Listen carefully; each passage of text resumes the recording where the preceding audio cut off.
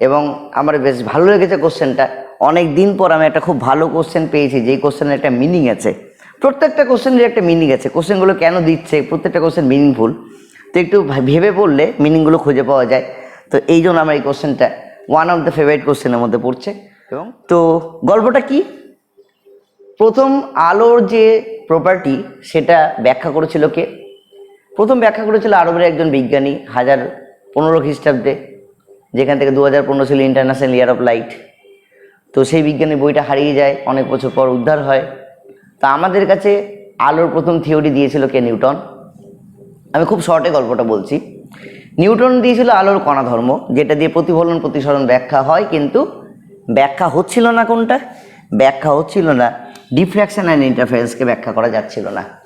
যে ব্যাখ্যাটা পরে হাইগেন তার তরঙ্গ তত্ত্ব দিয়ে প্রমাণ করলো, তার ডিফ্র্যাকশন অ্যান্ড ইন্টারফারেন্স তরঙ্গ তত্ত্বের ব্যাখ্যা গল্প থেকে আমরা উত্তর দিতে পারি। এবার কি হয়, ডিফ্র্যাকশন ইন্টারফারেন্স ব্যাখ্যা হচ্ছে, কিন্তু পোলারাইজেশনকে ব্যাখ্যা করা যাচ্ছে না। যে ব্যাখ্যা দেওয়ার জন্য ম্যাক্সওয়েলের তরঙ্গ তত্ত্ব আসলো, ম্যাক্সওয়েল ইলেকট্রোম্যাগনেটিক ওয়েভ থিওরি, যেটা এখানটায় থার্ড সেমিস্টার একটা চ্যাপ্টারই আছে।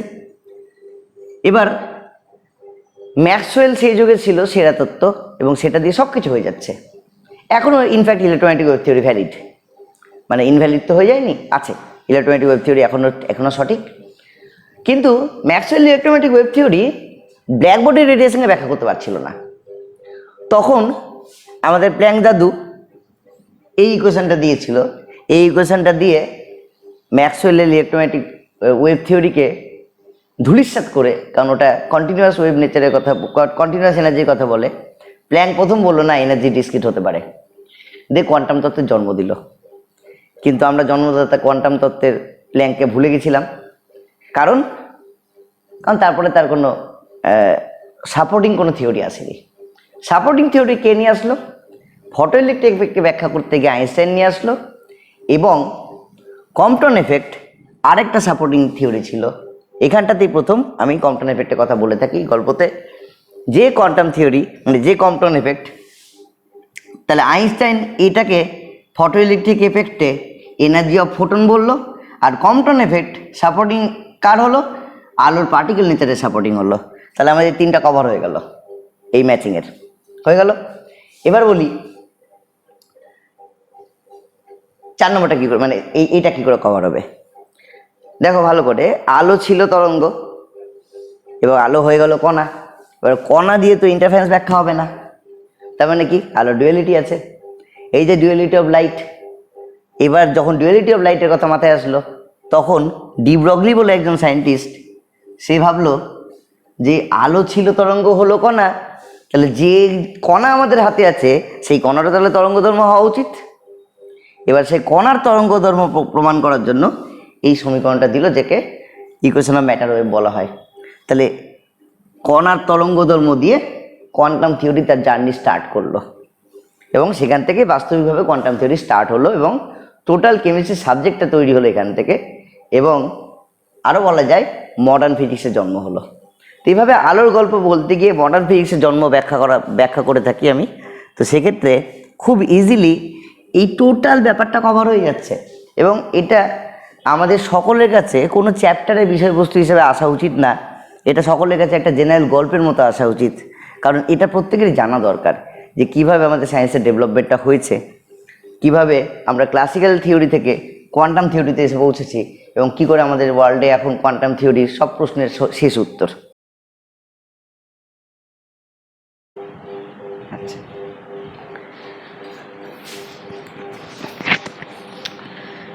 গতকাল নিট পরীক্ষা হয়ে গেছে। নিট পরীক্ষার ফিজিক্স কোশ্চেন কেমন হয়েছে তার একটা অ্যানালাইসিস সকালবেলা অলরেডি করেছিলাম, কিন্তু তার সাউন্ড রেকর্ড হয়নি। 2 ঘন্টার একটা রেকর্ডিং ছিল, দুর্ভাগ্যবশত সেটা রেকর্ড না হওয়ার জন্য আমি আবার রেকর্ডিং করতে এসেছি, মানে আমি আবার সলিউশন করতে এসেছি। তো কোন চ্যাপ্টারে, এবার যেহেতু বাংলা ভার্সনের কোশ্চেন আমি জোগাড় করেছি, নেটে তো পাওয়া যায় না বাংলা ভার্সনের কোশ্চেন। বাংলা ভার্সনের কোশ্চেনের সুবিধা কি? রাফ করার জায়গা বেশি থাকে। ইংলিশ কোশ্চেন বাংলা কোশ্চেন দুটোই আছে, তো রাফ করার জায়গা বেশি পাওয়া যাবে। আর যেহেতু আমরা বাংলা মিডিয়ামের জন্য ভিডিওটা বানাচ্ছি, first semester, second semester, third semester, fourth semester, 4টা সেমিস্টারে চ্যাপ্টারগুলো লেখা আছে, কোন চ্যাপ্টারে কটা কোশ্চেন এসছে আর কোন কোশ্চেনটা কত নম্বরে এসছে। আমার কাছে কোশ্চেন সেট আছে 14। কোন কোশ্চেনটা কত নম্বরে এসেছে সেটা আমি এখানটায় ডিটেলস বলে দেব, এবং কোন টপিকের কটা কোশ্চেন সেটা উপরে লিখে দেবো পরে, ঠিক আছে? আচ্ছা, কোশ্চেন কেমন এসছে যদি আমি একটু আলোচনা করি অল্প করে, বেশি করে বলবো না, কারণ ডিটেলস পরে বলা যাবে, কারণ এটার উপর একটা ভিডিও অলরেডি বানানোই আছে, তোমরা দেখেছো হয়তো কোন চ্যাপ্টার থেকে কেমন কোশ্চেন এসছে, যেহেতু এটা সকালে বলা হয়ে গেছিলো একবার। তো কোশ্চেন সম্পর্কে বলি, গত 5-6 বছরে নিটের যা কোশ্চেন এসছে ক্রমশ কঠিন হয়েছে নিটের কোশ্চেন, এবং কঠিন হতে হতে হতে হতে সবচেয়ে কঠিন কোশ্চেন হয়েছে গত বছর 2025-এ। লোকজনকে কাঁদিয়ে ছেড়ে দিয়েছে। 2025-এ সবচেয়ে কঠিন কোশ্চেন ছিল সারফেস টেনশনের কোশ্চেনটা, আর একটা কঠিন কোশ্চেন ছিল 12-এর। তো যাই হোক, ওই দুটো কোশ্চেনের জন্য ওভারঅল কোশ্চেন পেপার সবার কঠিন লেগেছে, তবে অনেক বেশি কনসেপ্টুয়াল কোশ্চেন ছিল। সেই তুলনায় এবছরের কোশ্চেন অনেক সোজা, এবং গত 5 বছরের কঠিন কোশ্চেনগুলোর মধ্যে আমি বলবো এই বছরের যে কোশ্চেন সেই কোশ্চেনটা অনেকটা ইজি হয়েছে। হ্যাঁ, আমার কাছে কোশ্চেনটা ইজি লেগেছে, কারণ আমি যে জিনিসগুলো পড়িয়ে থাকি কোশ্চেন সেগুলো থেকেই এসছে, কোশ্চেন তার বাইরে আসেনি। সুতরাং অনেকের মতে হয়তো ফিজিক্স কোশ্চেন কঠিন হয়েছে, এর আমি শুনেছি অনেকের কাছে কোশ্চেন কঠিন হয়েছে বলছে, হ্যাঁ 25-এর থেকে সোজা কিন্তু কোশ্চেন কঠিন হয়েছে। কিন্তু আমি বলবো যে এবছর একটা কোশ্চেন ক্যালকুলেটিভ একটু বেশি ছিল, সেই হিসেবে ওটা কঠিন। আর একটা কোশ্চেনের অপশান একটাও মিলবে না, সেই হিসেবে ওটা কঠিন। আর একটা কোশ্চেন অপশান একটু উল্টাপাল্টা আছে, সেই হিসেবে ওটা কঠিন। তো এই 3টা কোশ্চেন বাদ দিলে বাকি 42টা কোশ্চেন জল ভাত ছিল। জল ভাত বললে মুখে মুখে সলভ হয়ে যায়, এরকম কোশ্চেন ছিল। তো যাই হোক, কোশ্চেনগুলো আমি আলোচনা করি, আলোচনা করলে বোঝা যাবে কোন কোশ্চেন কেমন ছিল। তাহলে বেশি কথা না বাড়িয়ে শুরু করি, কোশ্চেন কেমন এসছে এবং প্রত্যেকটা কোশ্চেনের সলিউশন করি। প্রথম কোশ্চেনটা কী ছিল? একটি বলকে উলম্ব দিকে উপরে সোজা ছোড়া হলো, উপরে ওঠা নিচে নামার সময় বেগের পরিবর্তন হয়। ভিটি লেখচিত্র জানতে দিয়েছে। এটা কোথাকার কোশ্চেন? এটা একমাত্রিক গতির কোশ্চেন। তাহলে এখানে 1 নম্বর কোশ্চেনটা দিয়ে দিলাম। ভিটি লেখচিত্র কেমন হয়? ভিটি লেখচিত্র ক্লাস 9-এর টপিক, প্রথম ক্লাস 9-এ শেখানো হয় ভিটি লেখচিত্র কেমন হয়। যেখানটায় বলটা যখন উপর দিকে যায় তখন মন্দন সহ চলে, এবং নিচের দিকে যখন নামে তখন আবার উল্টো দিকে ভেলোসিটি লাভ করে। সেই জন্য কী হবে? উল্টো দিকে ভেলোসিটি মানে ভেলোসিটি নেগেটিভ যাবে। তাহলে সেই জন্য পজিটিভ অ্যাক্সিস এবং নেগেটিভ অ্যাক্সিস দুটাই কাজে লাগবে, এবং উপরে যতটা প্লাস ভি নিয়ে ছড়া হয়েছে মাটিতে ততটাই ভেলোসিটি নিয়ে ব্যাক করবে। তাহলে গ্রাফটা এক্স্যাক্টলি সিমেট্রিক একটা গ্রাফ হবে, এরকম একটা সিমেট্রিক গ্রাফ হবে। আমার স্ট্রেট লাইন হলো না, যাই হোক। এবং টাইম হিসেবে যদি বলি, এটা টাইম অ্যাক্সিস, এই জায়গাটা u/g উপরে ওঠার সময়, এই জায়গাটা 2u/g ফিরে আসার সময়। তো এটা হলো ঊর্ধ্বমুখী যে বস্তু ছড়াইছে তার ভিটি গ্রাফ। এসটি গ্রাফটা কেমন হয়? এসটি গ্রাফটা এরকম হয়, প্রজেক্টাইল গ্রাফের মতো। তো এটা ক্লাস 11-এর পাতি থিওরি একটা, যারা ঠিকঠাক পড়াশোনা করছে তাদের গ্রাফটা কোনো ব্যাপারই না, তাদের গ্রাফটা খুব সহজ লাগবে। অপশান কোনটা? অপশান হলো কেবলমাত্র সি, যেটা আছে 4 নম্বরে। তা 4 নম্বর হলো সঠিক উত্তর। এটাকে আমি কখনোই কঠিন কোশ্চেন বলবো না, এটা খুব সিম্পল একটা কোশ্চেন, ডিরেক্ট থিওরি। ভাবতে 1 থেকে 2 সেকেন্ড টাইম লাগবে, কোশ্চেন দেখবো, অ্যান্সার মারবো, হয়ে গেল। তাহলে প্রথম প্রশ্ন সলিউশন করা হয়ে গেল। চলে আসি আমরা সেকেন্ড কোশ্চেন। সেকেন্ড কোশ্চেন কি বলেছে? সেকেন্ড কোশ্চেন বলেছে একটি ধাতুর কার্য অপেক্ষক 6.6 ইলেকট্রন ভোল্ট। ভ্যালুগুলো আগে লিখে নিই। কার্য অপেক্ষক 6.6 ইভি, এইচ এর মান দেওয়া আছে 6.6 × 10⁻³ 34 জুল সেকেন্ড।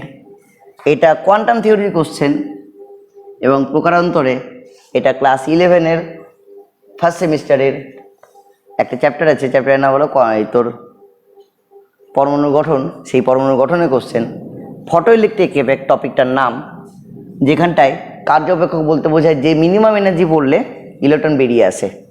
তাহলে কার্য অপেক্ষকের ফর্মুলা, আমি যদি ফর্মুলা ধরে চলি, W = h/0 = hc/λ0 = hc/e × 1/λ0 দিয়ে W0 এটা হবে ফর্মুলা।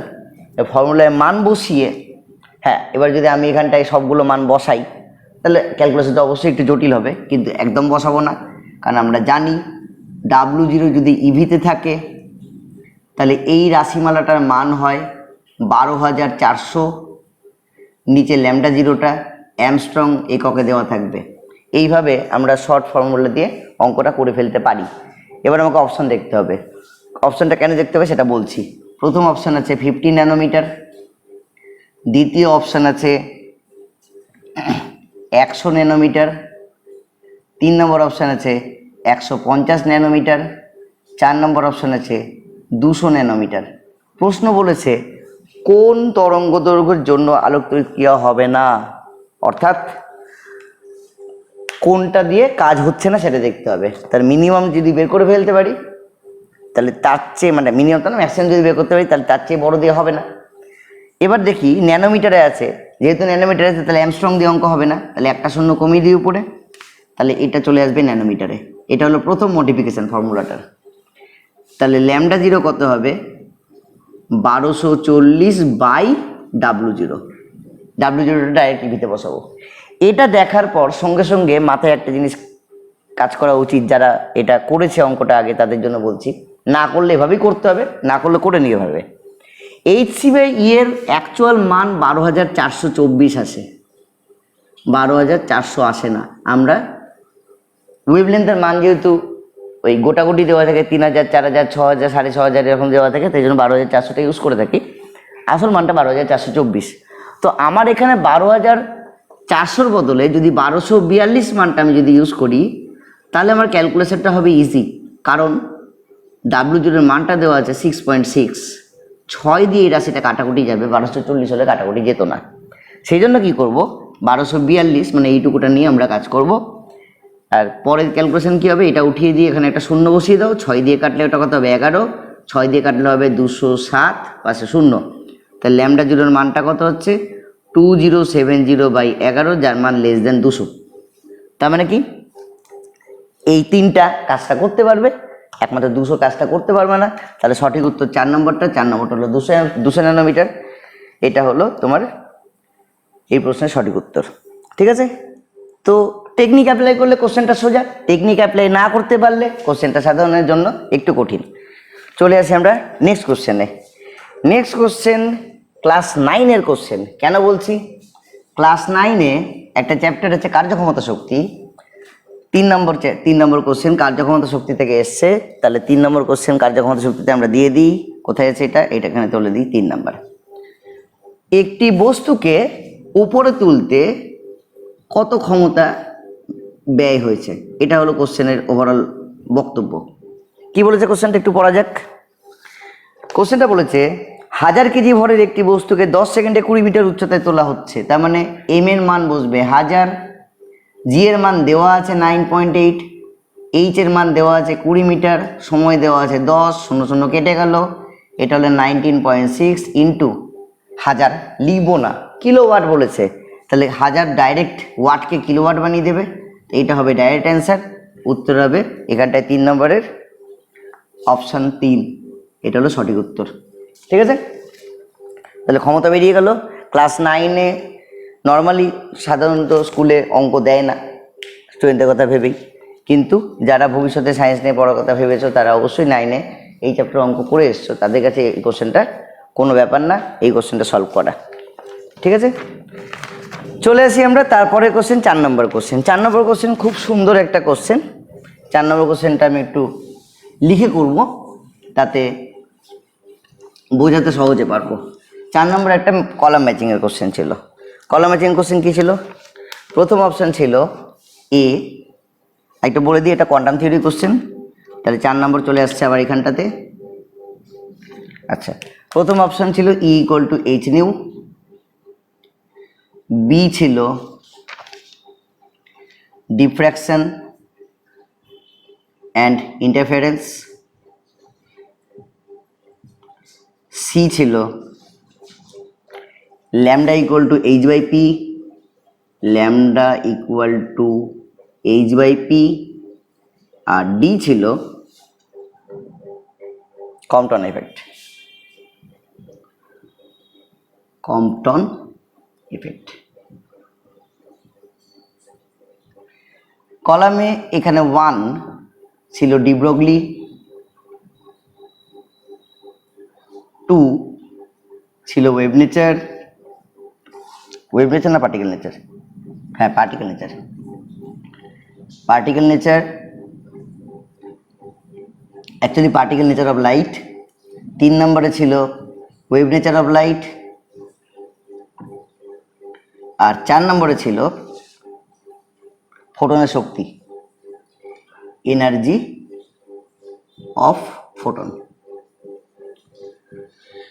তো অপশন অ্যানালিসিস করার দরকার নেই, কারণ সেখানটায় এতে 3 বার 4 আছে, বিতে 2 বার 3 আছে, সিতে 2 বার 2 আছে, ডিতে 2 বার 2 আছে। তো অপশন অ্যানালিসিস না করে বেসিক থিওরি দিয়ে অঙ্কটা করতে হবে। কি হবে? E equal to 18 energy of photon, তাহলে এ এর সাথে ম্যাচ করবে 4, বি ডিফ্র্যাকশন অফ ইন্টারফারেন্স মানে অপবর্তন আর ব্যতিচার, এটা ওয়েভ নেচার, বি এর সাথে 3, C lambda equal to H by P de Broglie তরঙ্গ দৈর্ঘ্যকে বোঝায়, ডি কম্পটন এফেক্ট। এই জিনিসটা প্রবলেমেটিক। কার কাছে প্রবলেমেটিক? যারা কম্পটন এফেক্ট নামটা প্রথম শুনছে তাদের কাছে প্রবলেমেটিক। কেন প্রথম? কারণ ফিজিক্স বইয়ে কম্পটন এফেক্ট দেওয়া নাই। কম্পটন এফেক্ট কোথায় দেওয়া আছে? হ্যাঁ দেওয়া আছে, কেমিস্ট্রি বইয়ে দেওয়া আছে। এবার নর্মালি 11-এ 10 থেকে যখন প্রথম কোনো স্টুডেন্ট আসে তার সাবজেক্টটা একটু কঠিনই লাগে। তো সেদিন তো কী হয়, পরমাণু গঠন চ্যাপ্টারটা সে ওপর দিয়ে পড়ে বেরিয়ে যায়। সুতরাং প্রথম থেকে যদি মোটিভেশন না থাকে যে আমরা ঠিকঠাক পড়াশোনা বলতে সবাই ঠিকঠাক পড়াশোনা করতে চায়, এবার ডিটেলসে গিয়ে পড়বো, এই ব্যাপারটা বুঝতেই চ্যাপ্টারটা বেরিয়ে যায় এবং কম্পটন এফেক্ট টার্মটা মাথা থেকে আউট হয়ে যায়। তো কম্পটন এফেক্টটা কী হবে? আমি যদি এইটুকু দিয়েই বলি 4 3 1 উত্তর হবে 4, অপশন 4 আমার কিন্তু উত্তর করে দেওয়া যাচ্ছে এখান থেকেই। ঠিক আছে, তাই 4 নম্বরটা কি? ডি এর উত্তর হবে পার্টিকেল নেচার অফ লাইট। তাহলে পার্টিকেল নেচার অফ লাইট এটা হচ্ছে এটা। এবার আমি একটা গল্প বলি। গল্পটা কি? আমি এই কোশ্চেনটাকে একটা আলাদা ক্যাটাগরিতে রাখি। কোশ্চেনটা হলো, আমি যখন ব্ল্যাক বডি রেডিয়েশন পড়াই, ব্ল্যাক বডি রেডিয়েশন পড়াতে গিয়ে আমি একটা গল্প বলি। সেই গল্পটা হলো জার্নি অফ লাইটের। তো অবভিয়াসলি লাইট পড়াতে গিয়ে গল্পটা রিপিট হয়। তো গল্পটা কি? প্রথম আলোর যে প্রপার্টি সেটা ব্যাখ্যা করেছিল কে? প্রথম ব্যাখ্যা করেছিল আরবের একজন বিজ্ঞানী 1015 খ্রিস্টাব্দে, যেখান থেকে 2015 ছিল ইন্টারন্যাশনাল ইয়ার অফ লাইট। তো সেই বিজ্ঞানী বইটা হারিয়ে যায়, অনেক বছর পর উদ্ধার হয়। তা আমাদের কাছে আলোর প্রথম থিওরি দিয়েছিল কে? নিউটন। আমি খুব শর্টে গল্পটা বলছি। নিউটন দিয়েছিল আলোর কণা ধর্ম, যেটা দিয়ে প্রতিফলন প্রতিসরণ ব্যাখ্যা হয়, কিন্তু ব্যাখ্যা হচ্ছিল না কোনটা? ব্যাখ্যা হচ্ছিল না ডিফ্র্যাকশন অ্যান্ড ইন্টারফারেন্সকে ব্যাখ্যা করা যাচ্ছিল না। যে ব্যাখ্যাটা পরে হাইগেন তার তরঙ্গ তত্ত্ব দিয়ে প্রমাণ করলো, তার ডিফ্র্যাকশন অ্যান্ড ইন্টারফারেন্স তরঙ্গ তত্ত্বের ব্যাখ্যা গল্প থেকে আমরা উত্তর দিতে পারি। এবার কি হয়, ডিফ্র্যাকশন ইন্টারফারেন্স ব্যাখ্যা হচ্ছে কিন্তু পোলারাইজেশনকে ব্যাখ্যা করা যাচ্ছে না। যে ব্যাখ্যা দেওয়ার জন্য ম্যাক্সওয়েলের তরঙ্গ তত্ত্ব আসলো, ম্যাক্সওয়েল ইলেকট্রোম্যাগনেটিক ওয়েভ থিওরি, যেটা এখানটায় 3rd সেমিস্টার একটা চ্যাপ্টারই আছে। এবার ম্যাক্সওয়েল সেই যুগে ছিল সেরা তত্ত্ব এবং সেটা দিয়ে সব কিছু হয়ে যাচ্ছে। এখনও in fact electromagnetic wave theory valid, মানে ইনভ্যালিড তো হয়ে যায়নি, আছে। ইলেকট্রোম্যাগনেটিক ওয়েভ থিওরি এখনও সঠিক, কিন্তু Maxwell electromagnetic wave theory black body রেডিয়েশনকে ব্যাখ্যা করতে পারছিল না। তখন আমাদের প্ল্যাঙ্ক দাদু এই ইকুয়েশনটা দিয়েছিল। এই ইকুয়েশনটা দিয়ে ম্যাক্সওয়েলের ইলেকট্রোম্যাগনেটিক ওয়েভ থিওরিকে ধূলিসাৎ করে, কারণ ওটা কন্টিনিউয়াস ওয়েভ নেচারের কথা, কন্টিনিউয়াস এনার্জির কথা বলে। প্ল্যাঙ্ক প্রথম বললো না, এনার্জি ডিসক্রিট হতে পারে, দিয়ে কোয়ান্টাম তত্ত্বের জন্ম দিল। কিন্তু আমরা জন্মদাতা কোয়ান্টাম তত্ত্বের প্ল্যাঙ্ককে ভুলে গেছিলাম। কারণ তারপরে তার কোনো সাপোর্টিং কোনো থিওরি আসেনি। সাপোর্টিং থিওরি কে নিয়ে আসলো? ফটো ইলেকট্রিক এফেক্টকে ব্যাখ্যা করতে গিয়ে আইনস্টাইন নিয়ে আসলো, এবং কম্পটন এফেক্ট আরেকটা সাপোর্টিং থিওরি ছিল। এখানটাতেই প্রথম আমি কম্পটন এফেক্টের কথা বলে থাকি গল্পতে। যে কোয়ান্টাম থিওরি মানে যে কম্পটন এফেক্ট, তাহলে আইনস্টাইন এটাকে ফটো ইলেকট্রিক এফেক্টে এনার্জি অফ ফোটন বললো, আর কম্পটন এফেক্ট সাপোর্টিং কার হলো? আলোর পার্টিকেল নেচারের সাপোর্টিং হলো। তাহলে আমাদের 3টা কভার হয়ে গেল, এই ম্যাচিংয়ের হয়ে গেল। এবার বলি, 4 নম্বরটা কি করে মানে এইটা কি করে কভার হবে? দেখো ভালো করে, আলো ছিল তরঙ্গ এবং আলো হয়ে গেল কণা।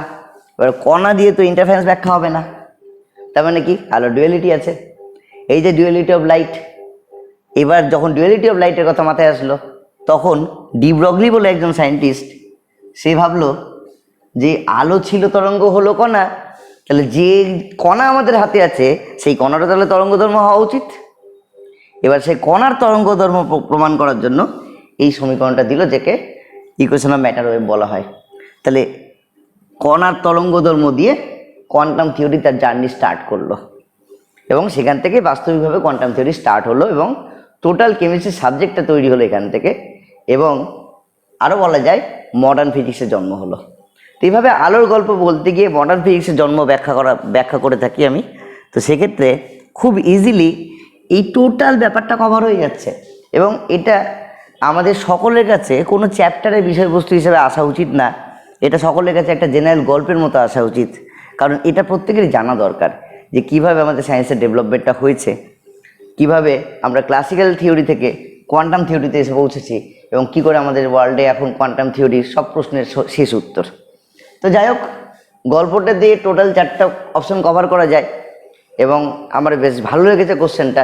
অনেক দিন পর আমি একটা খুব ভালো কোশ্চেন পেয়েছি, যেই কোশ্চেনের একটা মিনিং আছে। প্রত্যেকটা কোশ্চেনের একটা মিনিং আছে, কোশ্চেনগুলো কেন দিচ্ছে, প্রত্যেকটা কোশ্চেন মিনিংফুল। তো একটু ভেবে পড়লে মিনিংগুলো খুঁজে পাওয়া যায়। তো এই জন্য আমার এই কোশ্চেনটা ওয়ান অফ দ্য ফেভারিট কোশ্চেনের মধ্যে পড়ছে, এবং আশা করি তোমরা গল্পটা বেশ ভালো লেগেছে। তো আরও ডিটেলস রিসার্চ করতে গেলে যাও, অনেক সোর্স আছে, সেখানটায় গিয়ে দেখো কি করে কোয়ান্টাম মেকানিক্সের জন্ম হলো। মোটামুটি এরকমই কথা পেয়ে যাবে সবাই। চলে আসি আমরা নেক্সট কোশ্চেনে।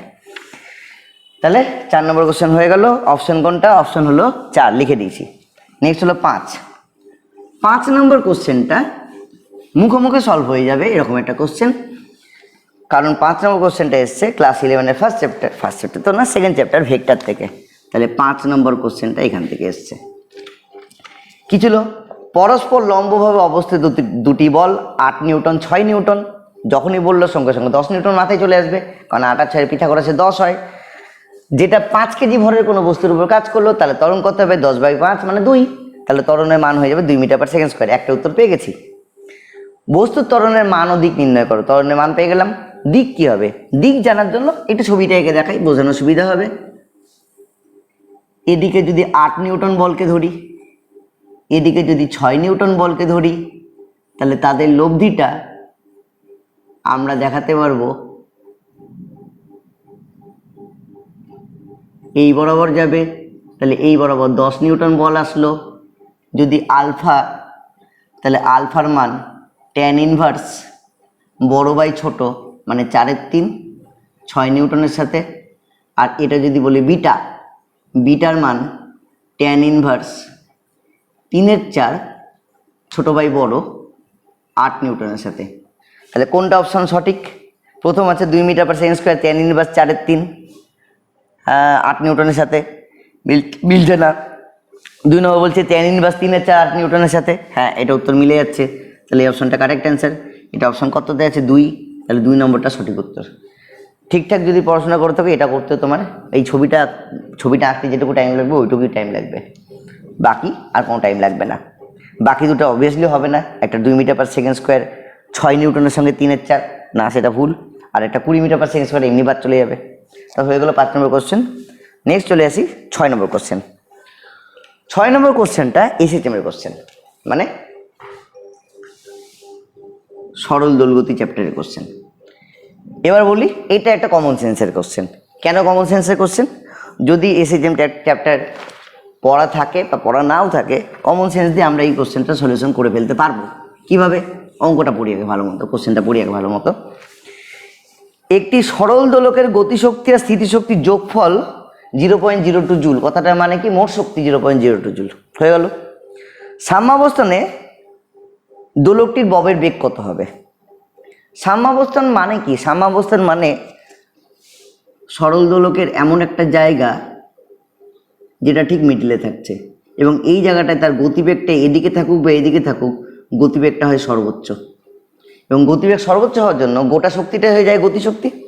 তার মানে স্থিতিশক্তির কোনো অস্তিত্ব থাকে না। শক্তির সংরক্ষণ সূত্র থেকে আমরা বলতে পারি টোটাল যে গতিশক্তিটা সেই গতিশক্তিটাই হয়ে যাবে 0.02 জুল।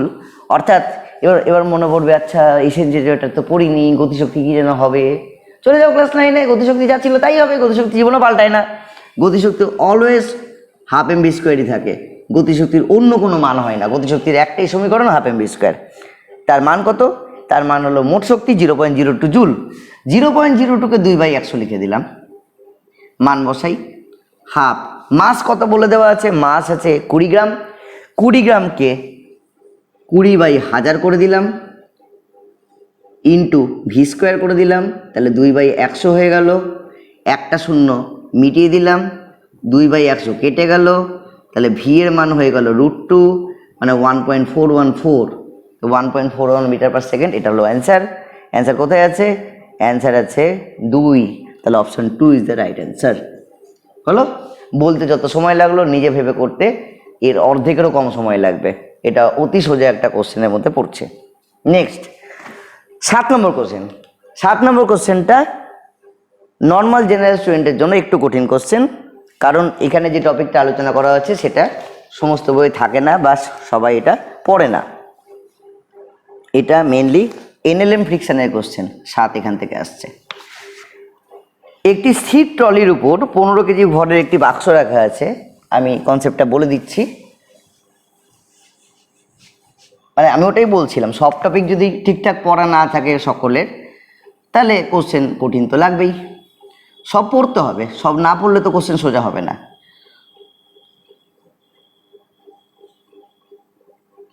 ঠিক একটা স্থির ট্রলির উপর একটা বাক্স রাখা আছে। এবার কি বলেছে? বাক্স আর ট্রলির মধ্যে স্থিত ঘর্ষণ গুণাঙ্ক 0.12, তাহলে এখানে যে ঘর্ষণটা সেটা বাক্সটাকে ট্রলিটাকে আটকে রেখেছে। এবার বাক্সটিকে ট্রলির উপর স্থির রাখতে গেলে সর্বোচ্চ যে ত্বরণ নিয়ে ট্রলিটি সোজা যেতে পারবে।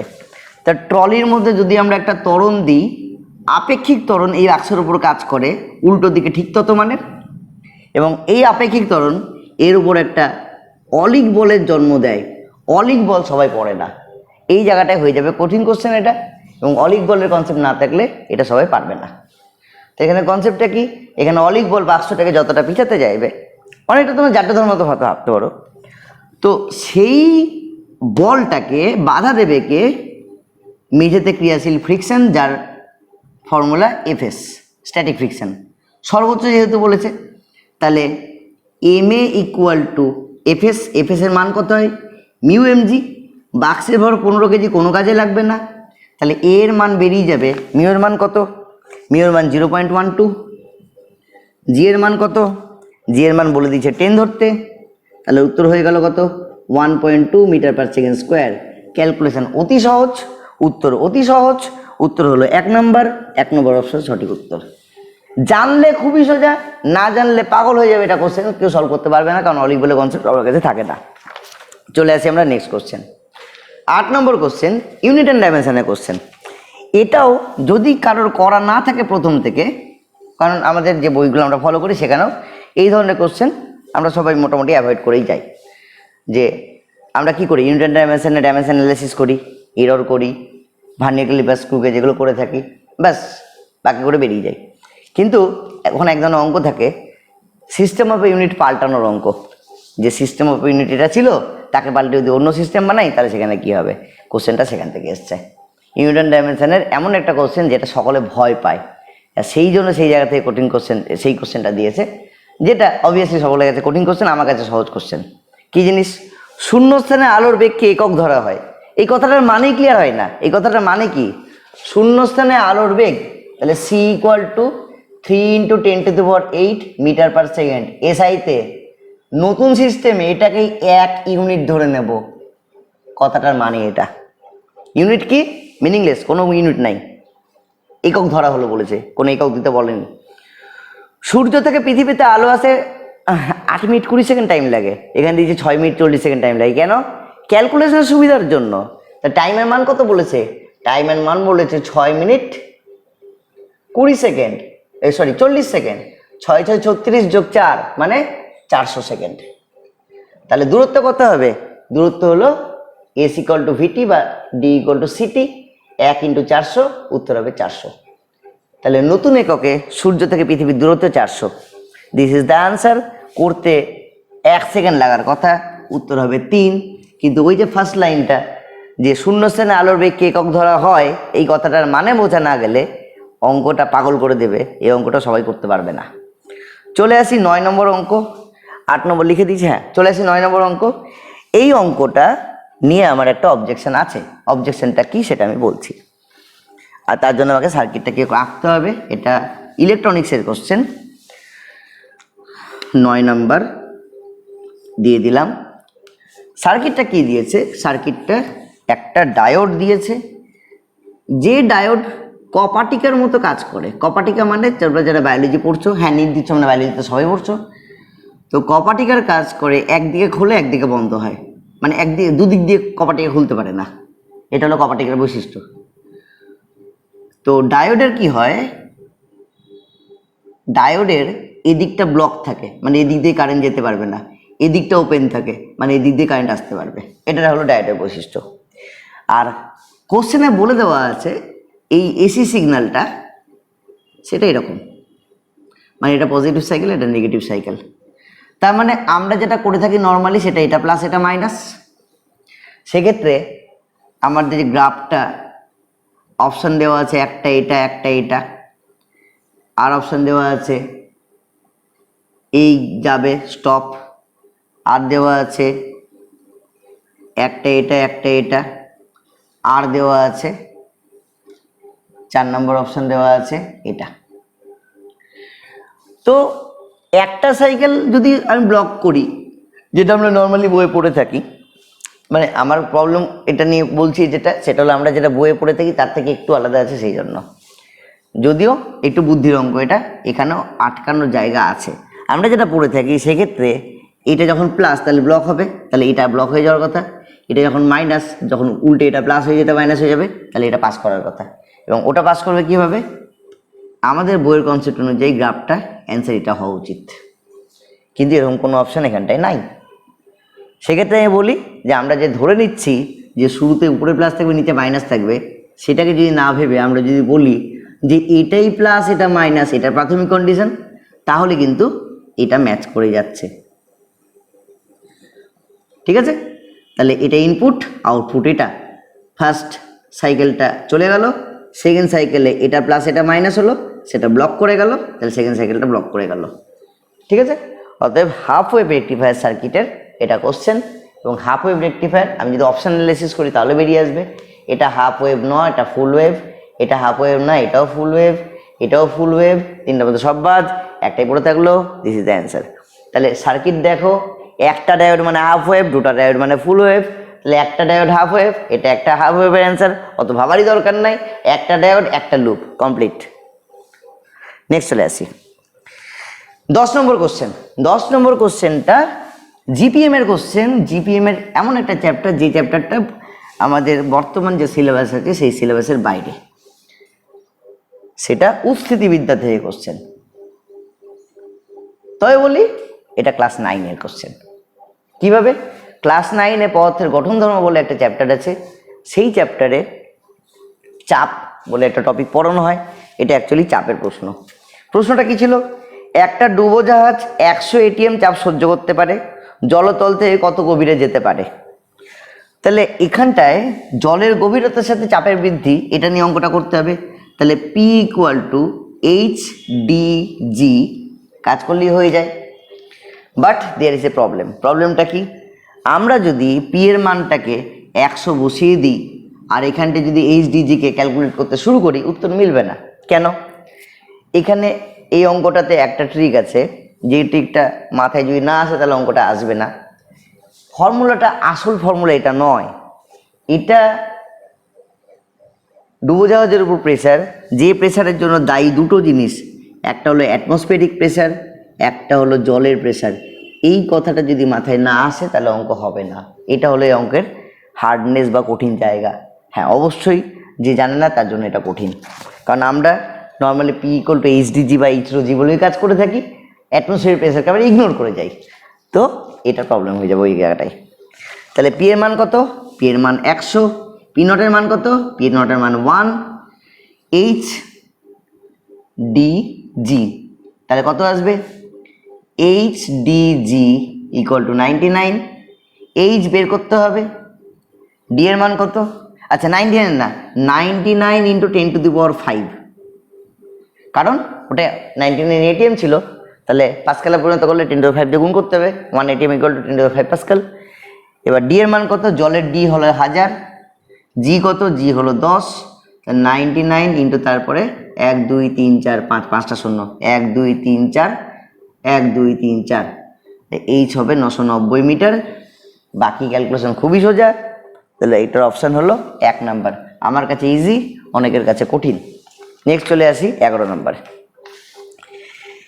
11 নাম্বার কমন সেন্সের কোশ্চেন এসছে। যদি আমি টপিক বলি, এটা থার্মোডাইনামিক্সের কোশ্চেন। যদিও কোশ্চেনটা কমন সেন্সের কেন, একটি ইলেকট্রিক হিটার 100 ওয়াট হারে একটি সংস্থাকে তাপ সরবরাহ করে। সংস্থাটি 17 জুল পার সেকেন্ড হারে কার্য করে। 17 জুল পার সেকেন্ড মানে 17 ওয়াট, 75 ওয়াট। তাহলে আভ্যন্তরীণ শক্তি কি হারে বৃদ্ধি পাবে? Thermodynamics first law, DQ equal to DU plus DW. এটা 100, ডিইউ জানি না, ডিডব্লিউটা 75, তার ডিইউটা 25। আনসার হয়ে গেল, কমপ্লিট, আর কিছু করতে লাগবে না, এটা অ্যান্সার। এটা আছে 4 নম্বর অপশান। তো এটা একটা বিয়োগ করে আমি না কোশ্চেনটা যখন প্রথম সলভ করলাম, আচ্ছা সত্যি কি বিয়োগ করতে দিয়েছে, এইটা নিতে কোশ্চেন? আমি এটা অবাক হলাম যে আগের বছরে কি কোশ্চেন ছিল, এবছরে কি কোশ্চেন। আমি কেন কোশ্চেন সোজা বলছি? এইসব কারণে কোশ্চেন সোজা বলছি, যে 100 থেকে 75 বিয়োগ করে 25 উত্তর। হ্যাঁ, সেটাই উত্তর, 4 নম্বর চলে আসলো। নেক্সট 12 নম্বর কোশ্চেন, ইলেকট্রিসিটি ম্যাগনেটিজমের কোশ্চেন। মানে ইলেকট্রোম্যাগনেটিজমের একটা কম্বাইন কোশ্চেন বলা যেতে পারে, কারণ একটা পার্ট ইলেকট্রোম্যাগনেটিজম থেকে আসবে, একটা পার্ট ম্যাগনেটিজম থেকে আসবে। ফর্মুলা ফেলা অঙ্ক, জাস্ট খুব সিম্পল ফর্মুলা ফেলে অঙ্ক হয়ে যাবে। ফর্মুলাটা কি, অঙ্কটা কি বলা আছে, 5 সেমি ব্যাসার্ধ এবং 100 পাক সংখ্যার একটি বৃত্তাকার কুণ্ডলীর কেন্দ্রে চৌম্বক ক্ষেত্রের মান 3.14 × 10⁻³ টেসলা। প্রবাহ মাত্রা কত? পরেরটা পরে বলছি, আগে এটা বলি। তো এখানে formula B equal to μ0 Ni/2r। B এর মান কত আছে? বি এর মান আছে 3.14 × 10⁻³ μ0 4 পাই। μ0 এর মান কত? μ0 এর মান দেওয়া আছে 4 পাই 10⁻⁷। 4 পাই না লিখে 4 × 3.14 লিখে দিই, আর 10⁻⁷ যেমন আছে রেখে দিই। এন এর মান বলে দিয়েছে 100, আই আমরা জানি না। 2 × r, আর এর মান কত? আর এর মান বলেছে 5 সেন্টিমিটার ব্যাসার্ধ। ইউনিট কনভার্সন অবশ্যই করতে হবে, 5 এখানে বসাবো, মিটারের জন্য 100 এখানে বসাবো। এবার কাটাকুটির পালা। কাটাকুটিতে কি হবে? 3.14 3.14 কেটে গেল, 10⁻³ - 7 -4 হলো, সেটা +4 দিয়ে কেটে উড়ে গেল। এই হলো ক্যালকুলেশন। তাহলে আই এর মান কত হবে? আই এর মান হবে 10/4, মানে হবে 2.5 অ্যাম্পিয়ার। ফর্মুলা জানলে খুব ইজি একটা কোশ্চেন, খুব ইজি একটা অঙ্ক। এরপর কি বলেছে, চৌম্বক ভ্রামকের মান কত? চৌম্বক ভ্রামকের ফর্মুলা ডাইপোল মোমেন্ট, তার মানে ইলেকট্রিক ডাইপোল মোমেন্টের যা ফর্মুলা তার মতোই, কিন্তু ম্যাগনেটিক ফিল্ডের জন্য এনআইএ ফর্মুলা। এন এর মান কত? এন এর মান 100। আই এর মান কত? আই এর মান 10/4 বা 5/2, একই ব্যাপার। 10/4 লিখি, ক্যালকুলেশন সুবিধা হতে পারে। এর মান πr²। πr² মানে 3.14 × r। আর মানে কত? আর মানে 5/100। 5/100 মানে 25/100 × 100। ক্যালকুলেশন টেকনিক দেখো, ক্যালকুলেশন টেকনিকটাই অঙ্ককে সহজ করে। 100 100 কেটে দিলাম, এখানে একটা শূন্য না কাটবো না, 25 আর 100 কেটে 4 করে দিলাম, ঠিক আছে? তাহলে কি পড়ে থাকলো? এখানে পড়ে থাকলো 31.4, নিচে পড়ে থাকলো 4 4 16, 16 দুগুণে 32, কাছাকাছি অ্যান্সার আছে কত? 2। তাহলে উত্তর হবে 2 অ্যাম্পিয়ার, কারণ 3.14 পারফেক্ট না, তাহলে এটা approximately 2 ampere answer. That much easy. যারা 12-এ পড়াশোনা করেছো ঠিকঠাক, তাদের কাছে এই কোশ্চেনটা কোনো ব্যাপারই না, এই কোশ্চেনটা খুব সোজা। নেক্সট 13 নম্বর। 13 নম্বরটা ইন্টারফারেন্সের কোশ্চেন। ইন্টারফারেন্সে তাহলে ইন্টারফারেন্স কোথায় আছে? ইন্টারফারেন্স এখানে আছে। আমি এখানে 13 নম্বরটাকে দিই। আমি বলবো এটা ইন্টারফারেন্সের না, এটা ভেক্টরের কোশ্চেন। কীরকম? ভেক্টর চ্যাপ্টারে আমরা একটা থিওরি পড়ি, সেই থিওরি আমি এখানে ডাইরেক্ট অ্যাপ্লাই করব। আমি একটা কোশ্চেনটা বলি, যদি ইন্টারফারেন্সের থিওরি দিয়ে অঙ্কটা করতে হয় তাহলে অঙ্কটা একটু বড় হবে, লেন্দি হবে। আমি এই উত্তরটা মুখে মুখে সলভ করে দেব, আমাকে কিছু করতেই হবে না। কি বলেছে? ল্যামডা তরঙ্গদৈর্ঘ্যের একবর্ণী আলো ব্যবহার করে ইয়ং এর দ্বিরেখাচিত্র পরীক্ষায় পর্দার যে বিন্দুতে পথপার্থক্য ল্যামডা সেখানে প্রাবল্য কে হয়? আমাকে থিওরির কথা বলি। Phase difference equal to 2π/λ into path difference ল্যামডায় বলা আছে, তাহলে ফেজ ডিফারেন্স 2π। 2π ফেজ ডিফারেন্স মানে 0 ফেজ ডিফারেন্সের সঙ্গে তুলনীয়, ব্যাপারটা সেম। তাহলে এটা হলো ইন্টারফারেন্সের ম্যাক্সিমাম পয়েন্ট। ইন্টারফারেন্সের ম্যাক্সিমাম পয়েন্টে যদি আমরা দুটো আলো I0 এবং I0 ইউজ করে থাকি, তাহলে ম্যাক্সিমাম পয়েন্টে মানে অ্যাম্পলিটিউড এ আর এ যদি ইউজ করে থাকি, ম্যাক্সিমাম পয়েন্টে অ্যাম্পলিটিউড যোগফল হয়ে যায় 2a, তার জন্য ইন্টেন্সিটি হয়ে যায় 4I0, 4 গুণ ইন্টেন্সিটি হয়ে যায়। এবং এরপর কি বলেছে? পর্দার যে বিন্দুতে পথপার্থক্য λ/3 সেখানে প্রাবল্য কত হবে? তাহলে সিম্পল, আমরা আবার ডেল্টা ফাইটা বের করি। ডেল্টা ফাই হয় কত? 2π/λ ইন্টু π/3 মানে হচ্ছে 2π/3 মানে 120 ডিগ্রি। চলে আসো ভেক্টরের থিওরিতে। কি বলেছে? দুটি ইকুয়াল অ্যাম্পলিটিউডের লাইট যাদের ফেজ ডিফারেন্স 120, তারা যখন পরস্পরের সঙ্গে মিলিত হবে, দুটো সমান ভেক্টরের লব্ধি তাদের প্রত্যেকের মানের সাথে সমান হয়। এটা ভেক্টরের কোশ্চেন। তাহলে উত্তর কি?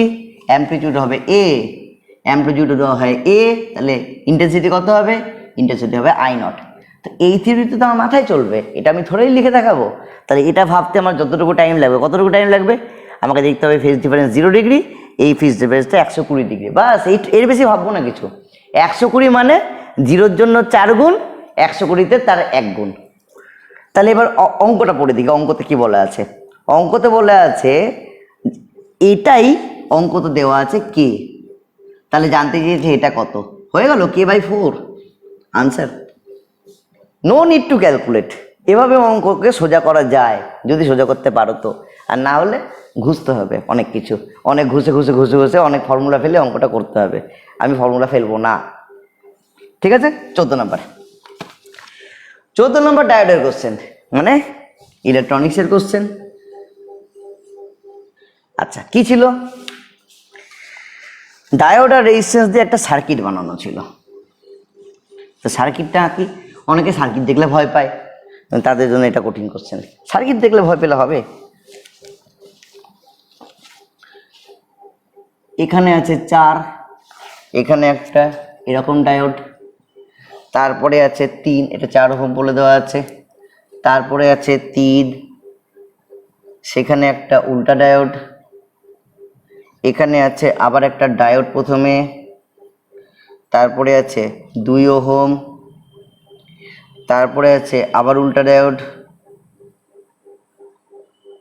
যেখানে এটা আছে 5 ওহম। এবার একটু আগে ডায়োডের একটা কোশ্চেন সলভ করলাম, সেখানটা আমি অলরেডি বলে দিয়েছি ডায়োড রিভার্স বায়াসে ব্লক করে দেয়, ফরওয়ার্ড বায়াসে ফ্লো করে দেয়, এবং সেক্ষেত্রে ফরওয়ার্ড বায়াসে যেটা ফ্লো করে সেখানে রেজিস্ট্যান্সটা 0 হয়ে যায়। তাহলে এখানে দেওয়া আছে 10 ভোল্ট। তাহলে 10 ভোল্ট যেহেতু, এবার প্লাস মাইনাস দেখো, এটা প্লাস এটা মাইনাস, তাহলে এটা plus minus plus minus plus minus plus minus, তাহলে এই ডায়োডটা উল্টা, কারেন্ট ফ্লো করবে না, লাইনটা বাদ।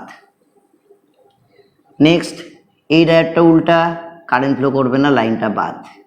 নেক্সট ডায়োডে ফরওয়ার্ড বায়াসের রেজিস্ট্যান্স 0 হয়, তাই ডায়োডের কোনো ভূমিকা নাই, এটা একটা স্ট্রেট লাইন। তারপরে ডায়োডের কোনো ভূমিকা নাই, এটা একটা স্ট্রেট লাইন। তাহলে কি দাঁড়ালো? পাতি একটা রোধের অঙ্ক দাঁড়ালো, যেখানটা কি বের করতে বলেছে? বর্তনীতে কারেন্টের মান চেয়েছে। আদর্শ ডায়োড বলে দিয়েছে কারেন্টের মান কি হবে? তুল্য রোধ 4 দুগুণে 8/4 যোগ 2 6, তাহলে 8/6 মানে 4-এর 3, তাহলে কারেন্টের মান কত? ভি হবে 10 বাই রোধ 4 ইন্টু 3, কাটাকুটি করে এটা হবে 15/2 আনসার। এটা হবে অপশন 3 হয়ে গেল। সলভ করতে মুখে বলতে যত টাইম লাগলো, সলভ করতে তার অর্ধেক টাইম লাগবে। এটা আমি ভিডিও বানাচ্ছি বলে মুখে এত বলে করছি, থোড়ে আমি সলভ এতক্ষণ ধরে বলে করবো, অঙ্ক দেখবো, সঙ্গে সঙ্গে সলভ করবো। নেক্সট 15 নম্বর। হ্যাঁ, এই কোশ্চেনটা আমি যে বলছিলাম যে একটা অঙ্ক ভুল আছে, এটা হলো সেই কোশ্চেনটা। এটা কালকে যখন আমি ইংলিশ ভার্সনের কোশ্চেন নিয়ে করছিলাম, এই কোশ্চেনটার মানে ক্লিয়ার হচ্ছিল না। তো কোশ্চেনটা কি বলেছে, একটি অবতল লেন্সে বস্তু থেকে আলো প্রধান অক্ষের সমান্তরালে গিয়ে পড়লো। আমি একটা জিনিস বলে দিই, এটা সকলে মনে রেখো, এটা অ্যাকচুয়ালি ক্লাস 10-এরই কোশ্চেন। এটা হলো অবতল লেন্স, আর একটা অবতল লেন্স এখানেও এঁকে দিই। আমি যখন পড়াই তখন বলে দিই যে ফার্স্ট ফোকাস আর সেকেন্ড ফোকাস খোঁজার কিওয়ার্ড কি। সেকেন্ড ফোকাস যদি হয় তাহলে লেন্সে প্যারালাল লাইট ফেলবো, আর ফার্স্ট ফোকাস যদি হয় লেন্স থেকে প্যারালাল লাইট বেরোবে। এটা হলো ফার্স্ট ফোকাস আর সেকেন্ড ফোকাস, তাহলে এটা সেকেন্ড ফোকাস আর এটা ফার্স্ট ফোকাস খোঁজার কিওয়ার্ড। যেটা আমরা সাধারণত উত্তল লেন্সে পড়ে অভ্যস্ত। উত্তল লেন্সের ক্ষেত্রে আমরা যদি সেই ছবিটাকে ড্র করি তাহলে ছবিটা এরকম হবে যে সেকেন্ড ফোকাস খোঁজার জন্য কি বললাম, লেন্সে প্যারালাল লাইট ফেলবো, আর ফার্স্ট ফোকাস খোঁজার জন্য লেন্স থেকে প্যারালাল লাইট বেরোবে। তাহলে এই ছবিতে এখানটায় গিয়ে আলো মিট করবে, মিট করলে এইটাকে আমি বলবো F2, আর এখান থেকে আলো এসে প্যারালাল যদি চলে যায় তাহলে এই পয়েন্টটাকে বলবো F1। এটা উত্তল লেন্সের দুটো ছবি। অবতল লেন্সের ক্ষেত্রে কি হবে, আলো এখান থেকে ছড়িয়ে যাবে বলে মনে হবে, তাহলে সেই আলোকে ব্যাক করলে পিছনে যে বিন্দু থেকে ছড়াচ্ছে বলে মনে হয়, তাহলে সেটা হবে F2। আর এই আলোর ক্ষেত্রে আলো আসতে হবে অবতল লেন্সের দিকে অভিসারীভাবে, যেটা এখানে যদি মিট করতো তাহলে সেটা হবে F1।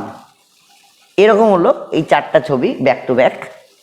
এবার অপশন কি বলেছে, অবতল লেন্সের বস্তু আলো প্রধান অক্ষের সমান্তরালে গিয়ে লেন্সে আপতিত হলো। তার মানে আমাকে এই অঙ্কটা বলেছে, মানে এই কোশ্চেনটা বলেছে হওয়া উচিত কি, F2 থেকে অপসৃত হচ্ছে বলে মনে হবে। অপশন কি দিয়েছে, দ্বিতীয় মুখ্য ফোকাসে গিয়ে যাবে। হ্যাঁ, এটা তো এর উত্তর, তাহলে এখানে একটা ভুল আছে। তাহলে ঠিক আছে, আমরা অপশন ভুল ধরে নিলাম। তারপর কি বলছে, প্রথম মুখ্য ফোকাস থেকে অপসৃত হচ্ছে বলে মনে হবে। আচ্ছা, এটা কোন অ্যাঙ্গেল থেকে প্রথম মুখ্য ফোকাস মনে হচ্ছে, এটা তো F2। তাহলে এই উত্তরটা, এই অপশনটা মিলছে না। উত্তর হওয়া উচিত কি, দ্বিতীয় মুখ্য ফোকাস থেকে অপসৃত হচ্ছে বলে মনে হচ্ছে। অথবা আগের অপশন যদি কারেকশন করি তাহলে বলবো অবতল না, এটা উত্তল লেন্স। তাহলে 1 নম্বরটা ঠিক। আর এটা যদি অবতল হয় তাহলে এটা প্রথম মুখ্য ফোকাস হবে, প্রথম মুখ্য ফোকাস হবে না, দ্বিতীয় মুখ্য ফোকাস হবে, তাহলে এটা কারেক্ট। তাহলে 1 আর 2 দুটোই অপশন হতে পারে। কার জন্য, যদি অবতলকে পাল্টে উত্তল বলি তাহলে 1 নম্বর কারেক্ট, আর যদি অবতলই থাকলো তাহলে প্রথম পাল্টে দ্বিতীয় করতে হবে, তাহলে এই অপশনটা কারেক্ট। প্রধান অক্ষের সমান্তরালে নির্গত হবেই না, সমান্তরালে সে সমান্তরাল যেতেই পারে না।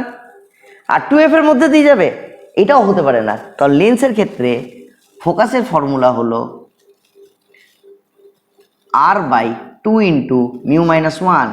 এটা খুব কনফিউশনের জায়গা, কারণ দর্পণের ক্ষেত্রে হয়ে থাকে R = 2F, লেন্সের ক্ষেত্রে কখনোই R = 2F হয় না। ইনফ্যাক্ট আমি যদি কাঁচের মিউ বসাই 1.5, এই ফোকাসের মান R এর সাথে সমান হয়ে যায়। এটা খুব সাবধান, কখনোই লেন্সের ক্ষেত্রে 2F এবং R একই বিন্দু নয়, এটা দর্পণের জন্য। যাই হোক, এই উত্তরটায় নো অপশন, একটা উত্তর মিলছে না। তাহলে 15 নম্বর অঙ্কটা আশা করি সবার জন্য বোনাস হতে চলেছে এই কোশ্চেনটা। ঠিক আছে, চলে আসি 16তে কি বলেছে, একটি গ্যালভানোমিটারকে অ্যামিটার বানানো হবে। পাতি মার্কে একটা অঙ্ক, এটা অনেক সার্কিট সলভিং করে, কিন্তু আমাদের বইয়ে একটা ছোট্ট মেথড দেওয়া আছে, খুব সহজ একটা মেথড দেওয়া আছে। যদি ওই মেথডে অঙ্কটা করি, ওই ট্রিক ধরে করি, তাহলে অঙ্কটা অনেক সোজা। জি এর মান 100 ওহম।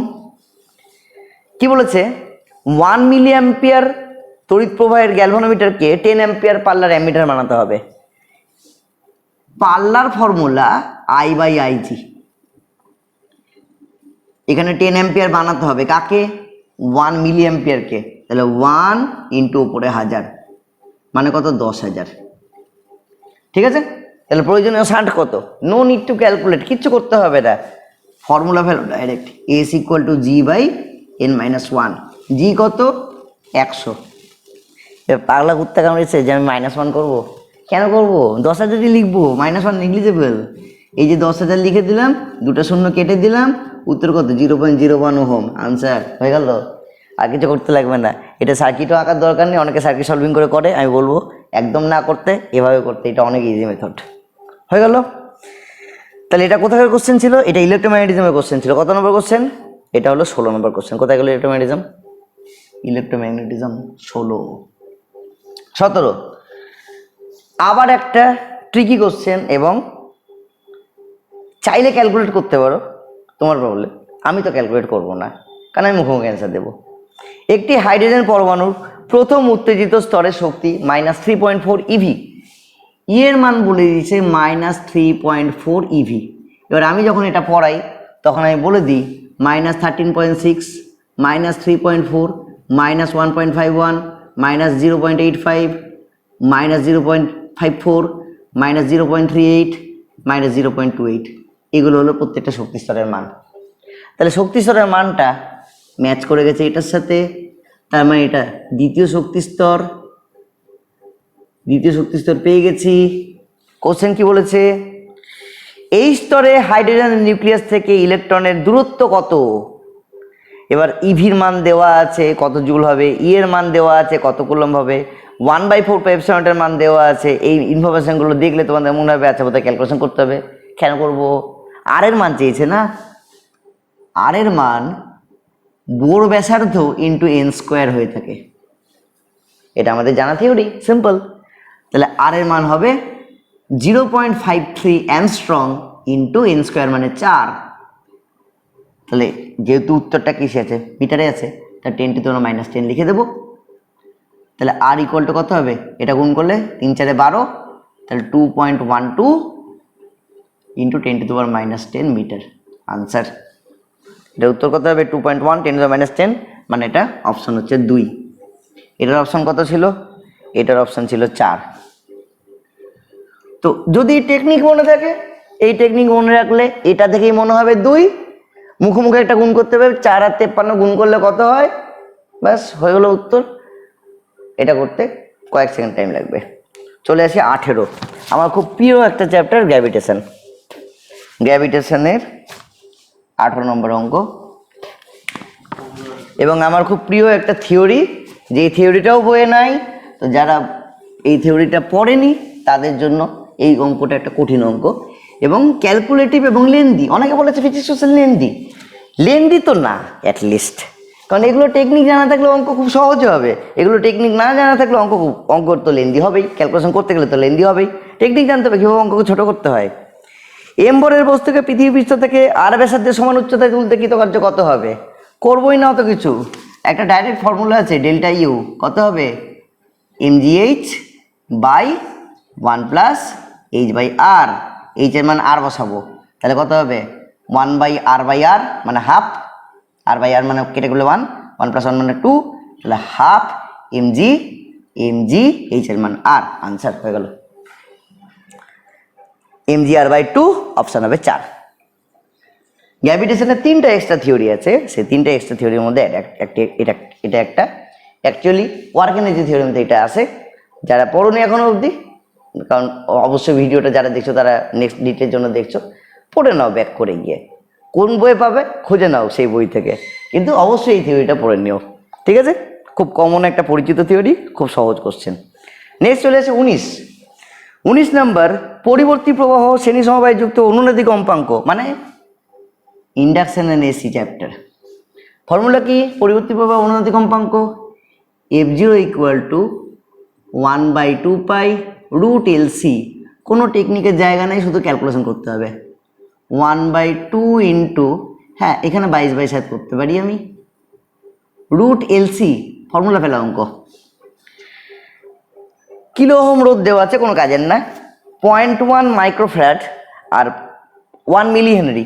মিলি হেনরি মানে 10⁻³ 0.1 মাইক্রোফ্যারাড মানে 10⁻7, তাই 10⁻7 রুটের মধ্যে থেকে বের করে আনলে উপরে হবে 10⁵। তো 10⁵ নিচে কত 2 × 22 হলো। উত্তর আছে কিলো হার্জে। তো কিলো হার্জে যদি উত্তর থাকে আমি এখানটায় 100 করে দেব, দিয়ে ডাইরেক্ট কিলো হার্জ করে দেব। তাতে কি হবে, তাতে আমাদের ক্যালকুলেশনটা সহজ হয়ে যাবে। 100/44, তাহলে যদি আমরা এটাকে ক্যালকুলেট করি, কাটাকুটি করলে 4 দিয়ে কাটলে উপরে হবে 25, 4 দিয়ে কাটলে নিচে কত হবে, নিচে হবে 11। 15.9 আসছে, হ্যাঁ 15.9 তো আসছে না, কি ভুল করেছি, ও 7 একটা ছিল, 700 মিস করে গেছি। 7 × 100, এই যে 700টা মিস করে গেছি। হ্যাঁ, তাহলে 25 × 7 মানে 175। তাহলে 700, এটা কত ছিল, হ্যাঁ ঠিক আছে 700/22। তাহলে এইখানটায় আমি কত দিয়ে কাটবো, 4 দিয়ে কাটবো। অ্যাকচুয়ালি গুণটা করারই দরকার নেই, 7 × 100 করি, এই 7 × 100 যেটা করছিলাম, 7 × 25/11, তাহলে 175। 11 × 1 = 11, 6 × 5 = 65, 5 × 11 = 55। আর করবো না ক্যালকুলেশন, কারণ উত্তর আছে 15.9, বাকি একটাও নাই। 13.5, 10.1, 20.7, একটাও মেলে না। 15.9 অ্যান্সার, উত্তর হবে 2। ঠিক আছে, নেক্সট অঙ্ক।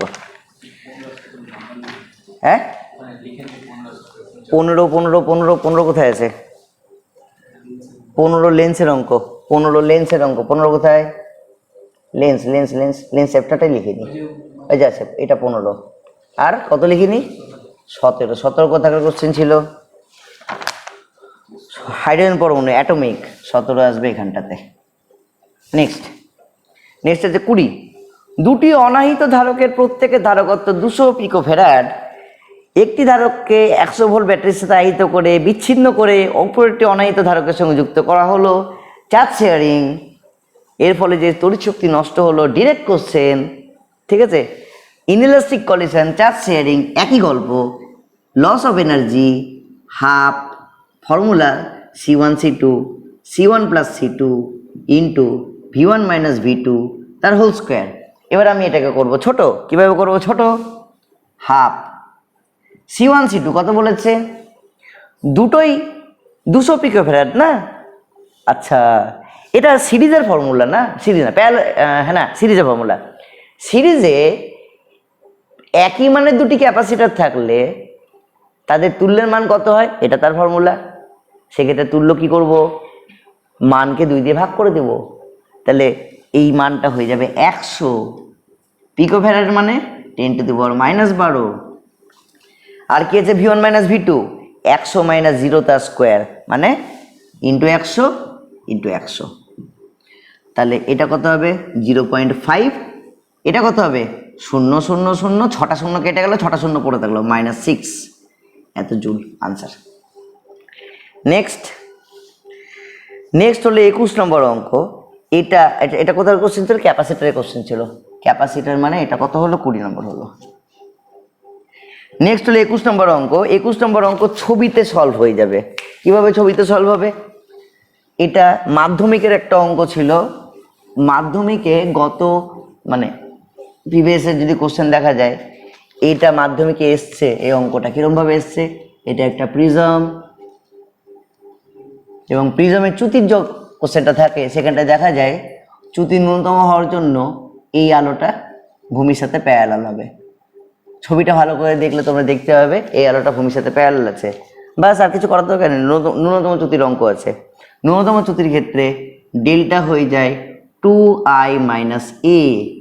চেয়েছে কি, চ্যুতির মানই চেয়েছে, তাহলে 2 × i কত, i 50, তাহলে 2 × 50, a কত, a 60, মানে হবে 40 ডিগ্রি। Answer solved. এটা অপশান আছে 2, হয়ে গেল। নেক্সট 22 নম্বর কনসেপচুয়াল কোশ্চেন, মুখে বলে দিই। একটা মিটার বীজের ছবি দেওয়া আছে, দেখে নিতে পারো সবাই মিটার বীজের ছবি নর্মালি। এবার মিটার বীজ মানে হুইস্টন বীজ। হুইস্টন বীজের বলেছে এটা কি কোশ্চেন, ব্যাটারি আর গ্যালভানোমিটারের স্থান পরস্পর পরিবর্তন করা হলো, কোনটা দেখতে পাবো। কনসেপ্ট কি, ব্যাটারি আর গ্যালভানোমিটারের স্থান যদি পরিবর্তন করা যায় তাহলে কোনো চেঞ্জ হয় না। মানে ব্যাটারি যদি এইভাবে না, গ্যালভানোমিটার এইভাবে লাগানো আছে, ব্যাটারি বাইরে দিয়ে লাগানো আছে, উল্টে দিই, এখানে ব্যাটারি লাগাবো, এখানে গ্যালভানোমিটার লাগাবো, নো প্রবলেম, যা ছিল তাই থেকে যাবে। তাহলে অপশন কোনটা হবে? উভয় ডান দিকে বাম দিকে বিক্ষেপ হবে এবং সাম্যাবস্থায় কোনো বিক্ষেপ হবে না। This is the answer. Option আছে 2 নাম্বার। এটা কোথাকার কোশ্চেন? আচ্ছা, অপটিক্সের কোশ্চেনটা দিয়েছি। এটা কোথাকার কোশ্চেন ছিল? রিফ্র্যাকশনের কোশ্চেন ছিল। এটা কত নাম্বার ছিল? এটা ছিল 21 নাম্বার। 20 নম্বর বসিয়েছি, 20 অনাহিত ধরে হ্যাঁ বসিয়েছি। 22 নম্বর কোশ্চেন কোথাকার ছিল? ইলেকট্রিসিটি। ইলেকট্রিসিটি কোথায় আছে? এখানে আছে ইলেকট্রিসিটি, ওহমস ল না, ইলেকট্রিক্যাল সার্কিট, এখান থেকে কোশ্চেন। এটা হলো 22 নম্বর, এখান থেকে আসছে। নেক্সট 23।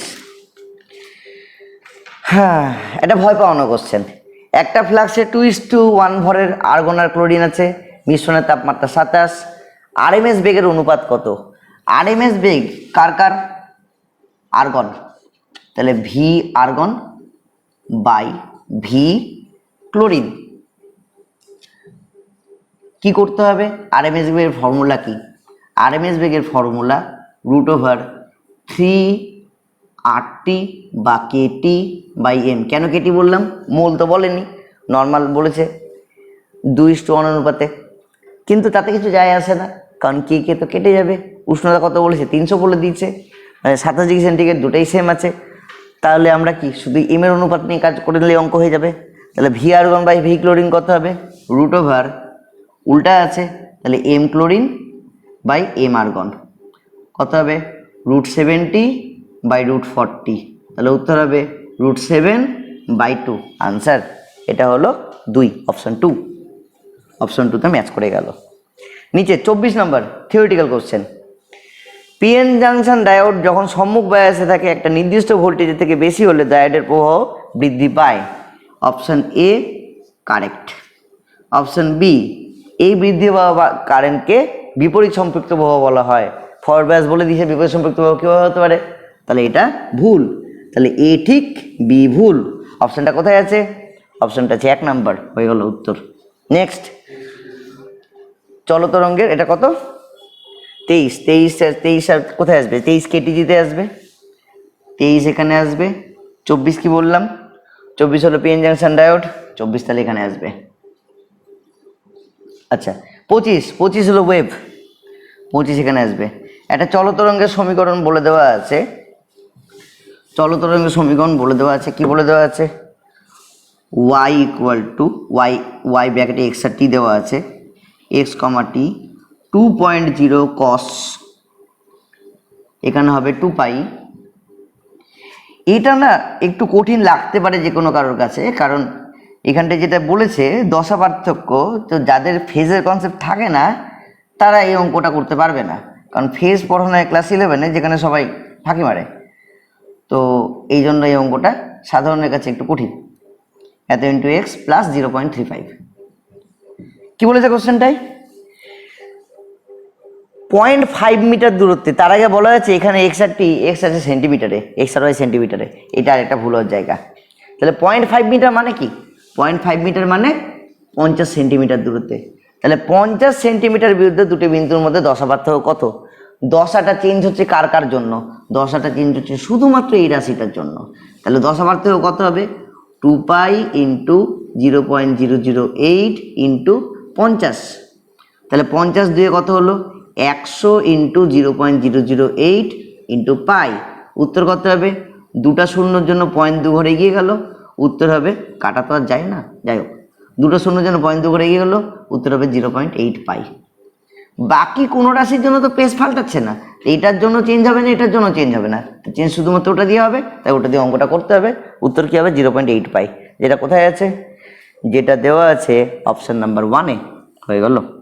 এটা কি আমি লিখেছি কত নম্বর? হ্যাঁ লিখেছি 24, 25ও লিখে দিয়েছি। নেক্সট হলো 26 নম্বর ইন্ডাকশানের কোশ্চেন, ইলেকট্রোম্যাগনেটিক ইন্ডাকশন, মানে এটা 26। একটা আয়তাকার তারের লুপ, ওই চ্যাপ্টারে খুব পপুলার একটা অঙ্ক, যেটা সাধারণত সব বই থাকে। এই অঙ্কটা অনেক জায়গাতে অনেক রকম করেছে, একটা কনফিউশন অঙ্কটায় আছে। এবার কোনটা উত্তর হবে? আমার মতে যেটা উত্তর হবে সেটা করে দিচ্ছি। একটা আয়তাকার লুপ বলা আছে, যে লুপের এদিকে 3 আছে, এদিকে 8 আছে। এবার প্রশ্নটায় বলে দেওয়া আছে যে প্রস্থের লম্ব দিকে, আমি বাংলা কোশ্চেন এই জন্যই নিয়েছি, প্রস্থের লম্ব দিকে 2 সেন্টিমিটার পার সেকেন্ড বেগে চলছে। আমার মতে প্রস্থের লম্ব দিক এটাই হওয়া উচিত, কারণ প্রস্থের লম্ব দিক এটা তো কোনো দিন না। তাহলে প্রস্থের লম্ব দিকে 2 মিটার পার সেকেন্ড বেগে চলছে। কোশ্চেন কি বলেছে, এখানে উৎপন্ন ইএমএফ এর মান কত, যে তড়িৎচালক বল তৈরি হচ্ছে তার মান কত। তড়িৎচালক বলের formula B L V. B এর মান কত, বি এর মান আছে 0.3, তাহলে পাতি মান বসানো অঙ্ক। এল এর মান কত, 3 সেন্টিমিটার, সেটা গতিশীল, 3 সেন্টিমিটার মানে 3/100। বি এল মান কত আছে, 0.3 কে 3/10 লিখি। আর ভি, ভি কত আছে, ভি বলেছে 2 সেন্টিমিটার পার সেকেন্ড, তাহলে এটাকেও লিখবো 2/100। তাহলে গুণ করলে কত হবে, 3 3 9, 9 2 18/10 মানে 1.8 ইন্টু 10⁻⁻4 ভোল্ট। আমার মতে উত্তর এটা, এবং সেই উত্তরটা আছে 4 নম্বরে। এবার অনেক জায়গায় আমি দেখছি লোকে বলছে যে এটা এই বরাবর গতিশীল, সেটা যদি হয় তাহলে এটা 8 বসবে, কিন্তু হওয়া উচিত না। তাহলে সেক্ষেত্রে কত হবে, 3 8 24 2 48, 4.8 ইন্টু 10⁻⁻4, ওটা হবে না। আমার মতে এটাই অ্যান্সার। নেক্সট চলে আসি, এটা কত লিখে দিয়েছি। নেক্সট আছে কি আছে, 27 নম্বর কোশ্চেন। 27 নম্বর কোশ্চেন রোটেশনাল মেকানিক্সের কোশ্চেন। চলে আসি এখানটায় 27। কি বলেছে, একটা লুপ দেওয়া আছে, যে লুপের অ্যাক্সিস দেওয়া আছে এটা, এবং এইভাবে লুপটা রয়েছে, যার রেসপেক্টে ঘুরছে এরকম এরকম করে। তাহলে মোমেন্ট অফ ইনার্সিয়া কত হয়, আমরা কি জানি ফর্মুলা, এটা একটা রিং, রিংয়ের জন্য সেন্টার দিয়ে mr², মাঝখান দিয়ে ½ mr², এটিকে চলে গেলে +mr², মানে হয়ে গেল 3/2 mr², ফর্মুলা। এবার বলে দিয়েছে কি, একটা এল দৈর্ঘ্যের রডকে বেঁকিয়ে লুপ বানানো হয়েছে, তার মানে কি 3/2 এম এর মান হয়ে যাবে স্মল এম এল, কারণ প্রতি একক দৈর্ঘ্যের ভর বলে দিয়েছে স্মল এম, হয়ে গেল। এম এর মান বসিয়ে দিয়েছি। আর এর মান কি করে বের করব, আর এর মান বের করার জন্য পাতি 2πr = এল বসাতে হবে, আর এর মান হবে l/2π, তাহলে হয়ে যাবে কত, হয়ে যাবে l²/4π², তাহলে হয়ে যাবে 3ml³ 8π²। এই অঙ্কটা ক্যালকুলেশন যদি করতে না পারো, এই কনভার্সনটা বিশেষত করতে না পারলে অঙ্কটা কঠিন, এই জন্য এটা অনেকের কাছে কঠিন লাগলেও লাগতে পারে। অপশান হবে 4। নেক্সট, আর রোটেশন মেকানিক্স অনেকে ভয় পায়, এটা একটা না পারার কারণ। নেক্সট 28 নম্বর কোশ্চেন, মাধ্যমিকের কোশ্চেন এটা 28, এটা ওহমস ল চ্যাপ্টারের কোশ্চেন।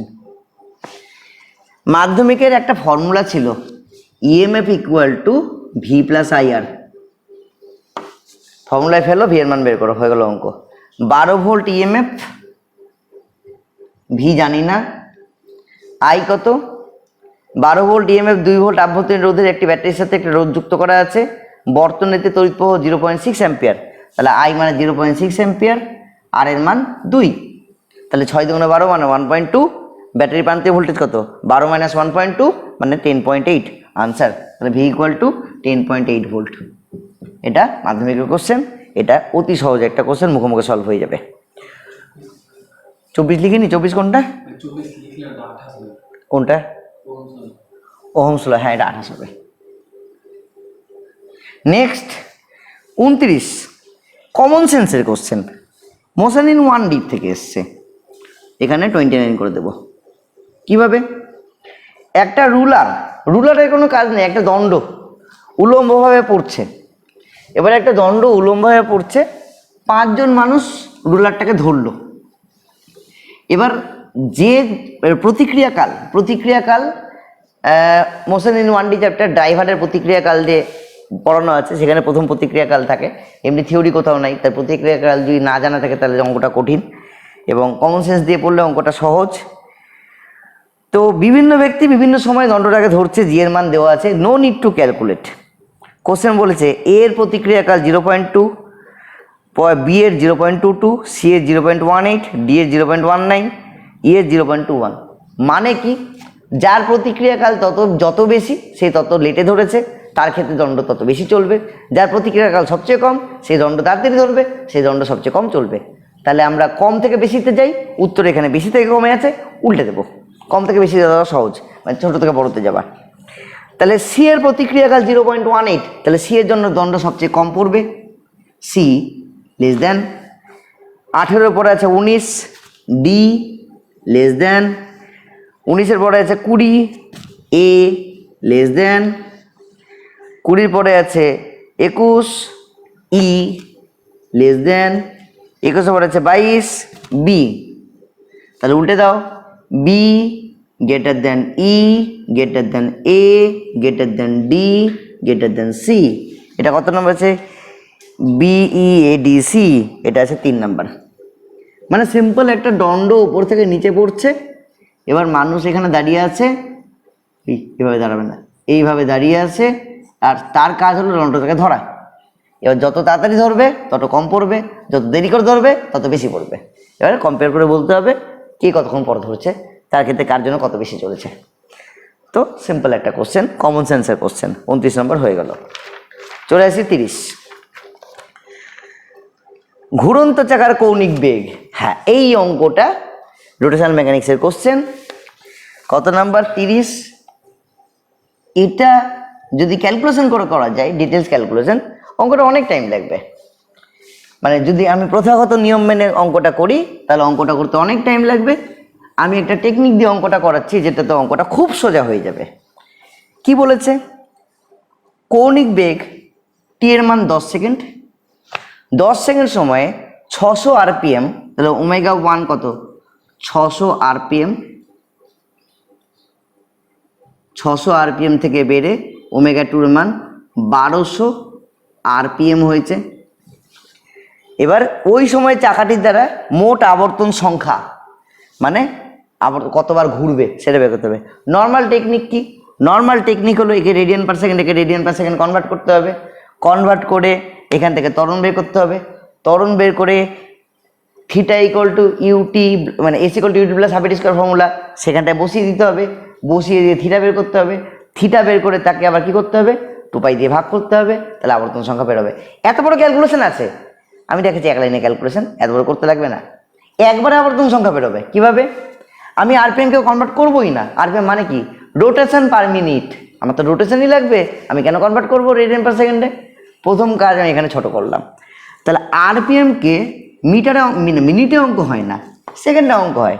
এই একটা সুন্দর কনভার্সন দরকার। আরপিএমকে করে দাও আরপিএস। কি করে? 600/60, মানে 10 RPS। এটা 1200/60, মানে 20 RPS। প্রথম কাজ এটা করে ফেললাম। দ্বিতীয় যেটা টেকনিকে ব্যবহার করব সেটা হলো থিটা বের করার একটা ছোট্ট বুদ্ধি। Omega 1 plus omega 2/2 into T, average velocity formula. কত হবে? এটা হবে 10 যোগ 20/2 ইন্টু 10, মানে হবে 150। তাহলে 150 বার আবর্তন করবে, আনসার। ঠিক আছে, অত বড় ক্যালকুলেশনে যাওয়ার দরকার নাই। এটা সবচেয়ে শর্ট মেথড এই অঙ্কটা করার। এগুলো মেথড সব জায়গায় পাবে না, এগুলোর জন্য একটু পরিশ্রম করতে হবে, তাহলে অঙ্কগুলো এত সহজ হবে। হ্যাঁ, S equal to V plus ইউ/2 ইন্টু টি। নেক্সট, হ্যাঁ 31 নম্বর কোশ্চেন। এটা বইয়ের বাইরের অঙ্ক। কোন বই? আমাদের যে বই ফলো করি সেই বইয়ের বাইরের অঙ্ক। কারণ এইটা থিওরি বইয়ে নেই, তাহলে এইটা সাধারণ স্টুডেন্টের কাছে একটা কঠিন কোশ্চেন, আমার কাছে না, কারণ আমি এটা জানি এটা হয়। আমাদের একটা কমন সেন্স কাজ করে যে একটা তার, সেই তারের ভেতর দিয়ে কোনো কারেন্ট যেতে পারে না, কারণ কন্ডাক্টরের ভেতরে কোনো ইলেকট্রিক ফিল্ড থাকে না। কন্ডাক্টরের ভেতরে আধান থাকতেই পারে না, আধান সবসময় বাইরে থাকে। তাহলে অঙ্কটা কীভাবে অস্তিত্ব আছে? অঙ্কটায় বলা আছে যে এই কন্ডাক্টরের ভেতরে দিয়ে একটা আই কারেন্ট যাচ্ছে, বলা আছে এ কারেন্ট। এবার ব্যাসার্ধ দেওয়া আছে, এই ব্যাসার্ধ। এবার একটা গ্রাফ আঁকতে দিয়েছে। কার গ্রাফ? চৌম্বক ক্ষেত্রের গ্রাফ আঁকতে দিয়েছে। আমরা যদি সেই কনসেপ্ট দিয়ে বলি তাহলে ভেতর চৌম্বক তো থাকবেই না, কারণ ভেতর তো কোনো কারেন্টই নেই। না, ভুল ধারণা। কন্ডাক্টরের ভেতরেও চার্জ থাকতে পারে। কখন? ইলেকট্রোস্ট্যাটিক্সে থাকবে না, ইলেকট্রিসিটিতে থাকবে। এটা তো ইলেকট্রিসিটি হচ্ছে, মানে কন্ডাক্টরের ভেতরে চার্জ থাকতে পারে, কারেন্ট ফ্লো করতে পারে। আর কি হয়, সেন্টার থেকে যত দূরে যাওয়া যায় কারেন্টের মান তত বাড়তে থাকে। তাহলে গ্রাফটা কেমন হবে? এরকম করে বাড়বে, চৌম্বক ক্ষেত্রে মানে এভাবে বাড়বে। তাহলে এটা হবে বি, আর এটা হবে ব্যাসার্ধ, এবং যত দূরে যাব চৌম্বক ক্ষেত্র তত কমবে। এবার ওটা তো নর্মাল থিওরি, ওই গাউসের তত্ত্ব থেকে হয়ে যাবে, 1/r এর সাথে কমবে, হয়ে গেল গ্রাফ। অপশনটা কোথায় আছে? অপশনটা আছে 4 নাম্বার, উত্তর হবে 4। জানলে জাস্ট দেখে উত্তর হবে, না জানলে কেউ পারবে না এটা করতে, কারণ এটা জানতে হবে। এটা না জানলে হবে না, যে কারণ আমাদের বইয়ে থিওরিটা নেই। বইয়ে ইয়েটা মানে এটা কি বলবো, এটাকে দীর্ঘ ঋজুতারের থেকে দূরত্বতে কত আছে এটা করানো আছে, কিন্তু ভেতরে কি হয় ইনসাইড দ্য ওয়্যার সেটা পড়ানো নেই। হ্যাঁ, এবার নতুন ভার্সনগুলো বইয়ের আমার দেখা নেই সেখানটা দিয়েছে কিনা, বা অন্য কোনো বই আছে কিনা। আমরা যেটা ফলো করে থাকি সাধারণত সেই বই থাকে না। নেক্সট, তো এটা একটা কঠিন বা সোজা যা বলো মুখোমুখি হয়ে যাবে। কত নম্বর কোশ্চেন? ও লেখা হয়নি এটা। এটা হলো 31, এটা হলো কন্ডাকশনের কোশ্চেন, এটা হলো ইলেকট্রোম্যাগনেটিজমের কোশ্চেন। 31 চলে আসলো এখানটায়। 32 কি আছে? 4টা বিবৃতি। একটা নিউক্লিয়াসের আয়তন। নিউক্লিয়াসের আয়তন মানে কি? যে কোনো একটা বস্তুর আয়তন। নিউক্লিয়াস একটা গোলক, তাহলে সেটা কত হবে? 4/3 পাই একটা নিউট্রনের ব্যাসার্ধ কিউব ইন্টু ভর সংখ্যা। এটা ফর্মুলা। তাহলে নিউক্লিয়াসের আয়তন ভর সংখ্যা তার 1/3 সমানুপাতি। এ, তাহলে এ ভুল, অপশন এ ভুল। অপশন বি এ সমানুপাতি, হ্যাঁ এটা ঠিক বলেছে। অপশন সি পরমাণুর ভর এবং নিউক্লিয়াসের ভরের পার্থক্যকে ভর ত্রুটি বলে, একদম না। পরমাণুর ভর আর নিউক্লিয়াসের ভরের পার্থক্যকে ইলেকট্রনের ভর বলে, ভর ত্রুটি বলে না। আচ্ছা, তাহলে এটা ভুল। Option C false. Option D কি বলেছে? মাধ্যমিকের কোশ্চেন, নিউক্লিয়াসের ভর এবং নিউক্লিয়নদের ভরের পার্থক্যকে ভর ত্রুটি বলে, হ্যাঁ এটা ঠিক। তার মানে বি আর ডি ঠিক, এ আর সি ভুল। উত্তরটা কোথায় আছে? অপশন 2, উত্তর হবে 2। নেক্সট, ক্লাস 11-এর ছাত্রী সবিতা পেন্ডুলামের সাহায্যে দৈর্ঘ্য নির্ণয় করছিল। 30টি দোলনে 60 সেকেন্ড সময় লাগে। দোলকের দৈর্ঘ্য কত হবে? পাই স্কোয়ার 9.8, জি 9.8 অঙ্ক বলে দেওয়া আছে। খুব সিম্পল ক্যালকুলেশনের অঙ্ক। এটা এসএইচএম এর কোশ্চেন। আর নিউক্লিয়াসের ভর এটা 32 নম্বর হবে, আর এসএইচএম এর কোশ্চেন তার এটা 33 হবে। Time period equal to 2 pi root over L/G। Actually এটা ইউনিট অ্যান্ড ডাইমেনশনের কোশ্চেন, কারণ ওখানটাতেই টি স্কোয়ার করতে শেখায়, এসএইচএম এ কোথাও টি স্কোয়ার করতে শেখায় না। Equal to 4 pi square L/G। Unit and ডাইমেনশনে টি স্কোয়ার করে এরর বের করতে শেখায়, তো আমি বলবো এটা এসএইচএম এর ইউনিট অ্যান্ড ডাইমেনশনের কোশ্চেন। যাই হোক, কি বলেছে তারপরে? এল নির্ণয় করার জন্য 30টি পূর্ণ দোলনের সাহায্যে 60 সেকেন্ড সময় মেপেছে। তাহলে টাইম পিরিয়ড কত? 2 সেকেন্ড। তা 2 যদি এখানে বসাই, 2 দুগুণে 4, তাহলে এটা হয়ে যাবে 4 ইকুয়াল টু, এটা হয়ে গেল 4 পাই স্কোয়ার জি কেটে দিব, মান বসিয়ে কাটা কি দরকার, বলে দিচ্ছি 9.8 কেটে গেল, ইন্টু কত? Into L. এল এর মান কত? 1 মিটার। হয়ে গেল অ্যান্সার। কত লাগে করতে এগুলো? কত আছে এটা? 1 মিটার আছে 2 নম্বর অপশন, অপশন 2। নেক্সট 34-35 দুটাই ইউনিট ডাইমেনশনের কোশ্চেন। 34 আর 35 কি বলেছে? ভার্নিয়ার ক্যালিপার্স দেখে নিলাম, ডাইরেক্ট ফর্মুলা বসাবো। লিস্ট কাউন্ট মানে 1 মাইনাস ছোট বাই বড়। ছোট কত? ছোট 16, কোনো ফর্মুলা মনে রাখতে হয় না। বড় কত? বড় 20। 1 মাইনাস ছোট বাই বড় ইন্টু প্রতিটি মূল স্কেলে ঘর 1 মিলিমিটার, তাহলে ইন্টু 1 mm। তাহলে কত হবে? 4/20 ইন্টু 1 mm মানে কত? 2/10 ইন্টু 1 mm, আমার কত? 0.2 mm মানে 0.02 সেন্টিমিটার। আনসার কোথায় আছে এটা? 2 নম্বর অপশন, অপশন 2 কারেক্ট। নেক্সট 5.580 ভরের একটি ঘনকের প্রতি বাহুর দৈর্ঘ্য 9 সেন্টিমিটার, সার্থক অঙ্কের সংখ্যা মানে তাৎপর্যপূর্ণ অঙ্ক সংখ্যার কোশ্চেন। এটা লোকের কাছে কঠিন হতে পারে, কারণ এটা তাৎপর্যপূর্ণ অঙ্ক সংখ্যার কিছু নিয়ম আছে, সেই নিয়মগুলো মনে না রাখলে অঙ্কটা হবে না। দিয়ে ঘনত্ব বলা আছে। ঘনত্ব মানে কি? ঘনত্ব মানে ভর বাই আয়তন, আয়তন মানে a কিউব। ভরের মান কত? 5.580 KG. a cube, a cube কত বলা আছে? 9.0 সেন্টিমিটার। তাহলে 9.0 তার কিউব, তাহলে লিখি 3 বার 9.0, 9.0, 9.0, 9.0। সেন্টিমিটারকে মিটার করতে হবে, তা নাহলে কেজিতে আসবে না। মিটার করতে গেলে কি করতে হবে? 100 ইন্টু 100 ইন্টু 100, এটা হলো আমার কাজ। এবার উত্তর কি দেওয়া আছে? উত্তরে ঘনত্ব দেওয়া আছে, ঘনত্বের মান দেওয়া আছে x ইন্টু, তাহলে এক্সটাকে শূন্যস্থান দিয়ে দিই, into 10 cube KG per metre cube. তাহলে এটা দেখেই আমি একটা কাজ করতে পারি, এই যে 3টা শূন্য, 1টা শূন্য, 2টা শূন্য, 3টা শূন্য, এটাকে 10 কিউব করে দিতে পারি। তাহলে আলটিমেটলি আমাকে এটা করতে হবে, 9-এর থেকে একটু বড়, 9-এর থেকে একটু বড়, 9-এর থেকে একটু বড়, তাহলে এটা থেকে অনেকটা বড়, তাহলে উত্তর করতে হবে। তাহলে অপশন দেখা যাক, 7.654। তাহলে একটা অপশন আছে 7.654, একটা অপশন আছে 7.65, একটা অপশন আছে, এটা কত নম্বর? এটা 3 নম্বর। 2 নম্বর হলো 7.6, 3 নম্বর হলো 7.65, 4 নম্বর হচ্ছে 7.7। 1 মিনিট, এবার আমার একটা কথা বলার আছে। এই যে অঙ্কটা আছে না, আমি যদি ক্যালকুলেশন না করি বা ক্যালকুলেশন মিটিয়ে দিলাম, তোমরা যদি করে থাকো করে নাও, কোনো অসুবিধা নাই। আমি যদি বলি ক্যালকুলেশন করবো না, তাও কিন্তু আমার অপশান থেকে উত্তরটা হয়ে যাবে। আমাকে দেখতে হবে কি? মান দেখতে হবে।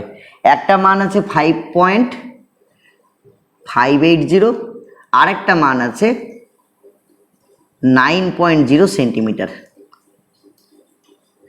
একক ম্যাটার করে না। তাৎপর্যপূর্ণ অঙ্ক সংখ্যায় যখন ভাগের অঙ্ক থাকে বা গুণের অঙ্ক থাকে, পয়েন্টের মানে টোটাল তাৎপর্যপূর্ণ অঙ্ক সংখ্যা কত সেটাতে অ্যান্সার আসে। এখানে টোটাল তাৎপর্যপূর্ণ লোয়েস্ট 2, তাহলে উত্তরের তাৎপর্যপূর্ণ অঙ্ক সংখ্যা 2 হতে হবে। তাহলে সেটা দেখলে আমি বলে দিতে পারি হয় এটা উত্তর বা এটা উত্তর। এবার ক্যালকুলেশন যেটা দেখিয়েছি সেখান থেকে তোমরা বলতে পারবে যে আসলে তো উত্তর আসছে এটা। তাহলে কি করে আসবো এটাতে? অ্যাপ্রক্সিমেশন করে। 4-এর জন্য 5 পাল্টায় না, 4-এর জন্য 5 পাল্টায় না, তাহলে এটা আসছে। এবার এটাতে 3টা হচ্ছে, তো 3টাকে 2টো বানাতে হবে। 5-এর জন্য, এবার 5-এর একটা নিয়ম আছে, জোড় সংখ্যা হলে বাড়বে না, বিজোড় সংখ্যা হলে বেড়ে যাবে। তাহলে 5-এর জন্য 6 বাড়বে না, এটা না জানা থাকলে অঙ্কটা পারবে না, বা কবিতা হয়ে গেল। তো 5-এর জন্য বাড়বে না, তো this is the right answer, option 2 is the right answer, এটা হবে উত্তর। ঠিক আছে, তো এটা সাধারণের জন্য কঠিন অঙ্ক। এবার যেহেতু আমি এটা পড়িয়ে থাকি, আমার জন্য এটা কঠিন না, বা আমার স্টুডেন্টের কাছে কঠিন হবে না। নেক্সট, ব্যতিচার অপবর্তনে আলো শক্তি পুনর্বন্টন হয়, এটা শক্তি সংরক্ষণ সূত্র মেনে চলে। এই তাহলে সঠিক। বি কি বলেছে? কেবলমাত্র আলোক তরঙ্গ দেখায়? হ্যাঁ, সব তরঙ্গ দেখায়। কেন? ক্লাস 12, ক্লাস 11 আমরা শব্দের জন্য ব্যতিচার করে থাকি। তাহলে এ ঠিক, বি ভুল। তাহলে হয়ে গেল 37 নম্বর কোশ্চেন। আচ্ছা, আমি নাম্বারিংগুলো করছি না, 36 করেছি, 36টাই করিনি। 36 কত নম্বর কোশ্চেন? 36 হলে ব্যতিচার অপবর্তন কোথায় থাকবে?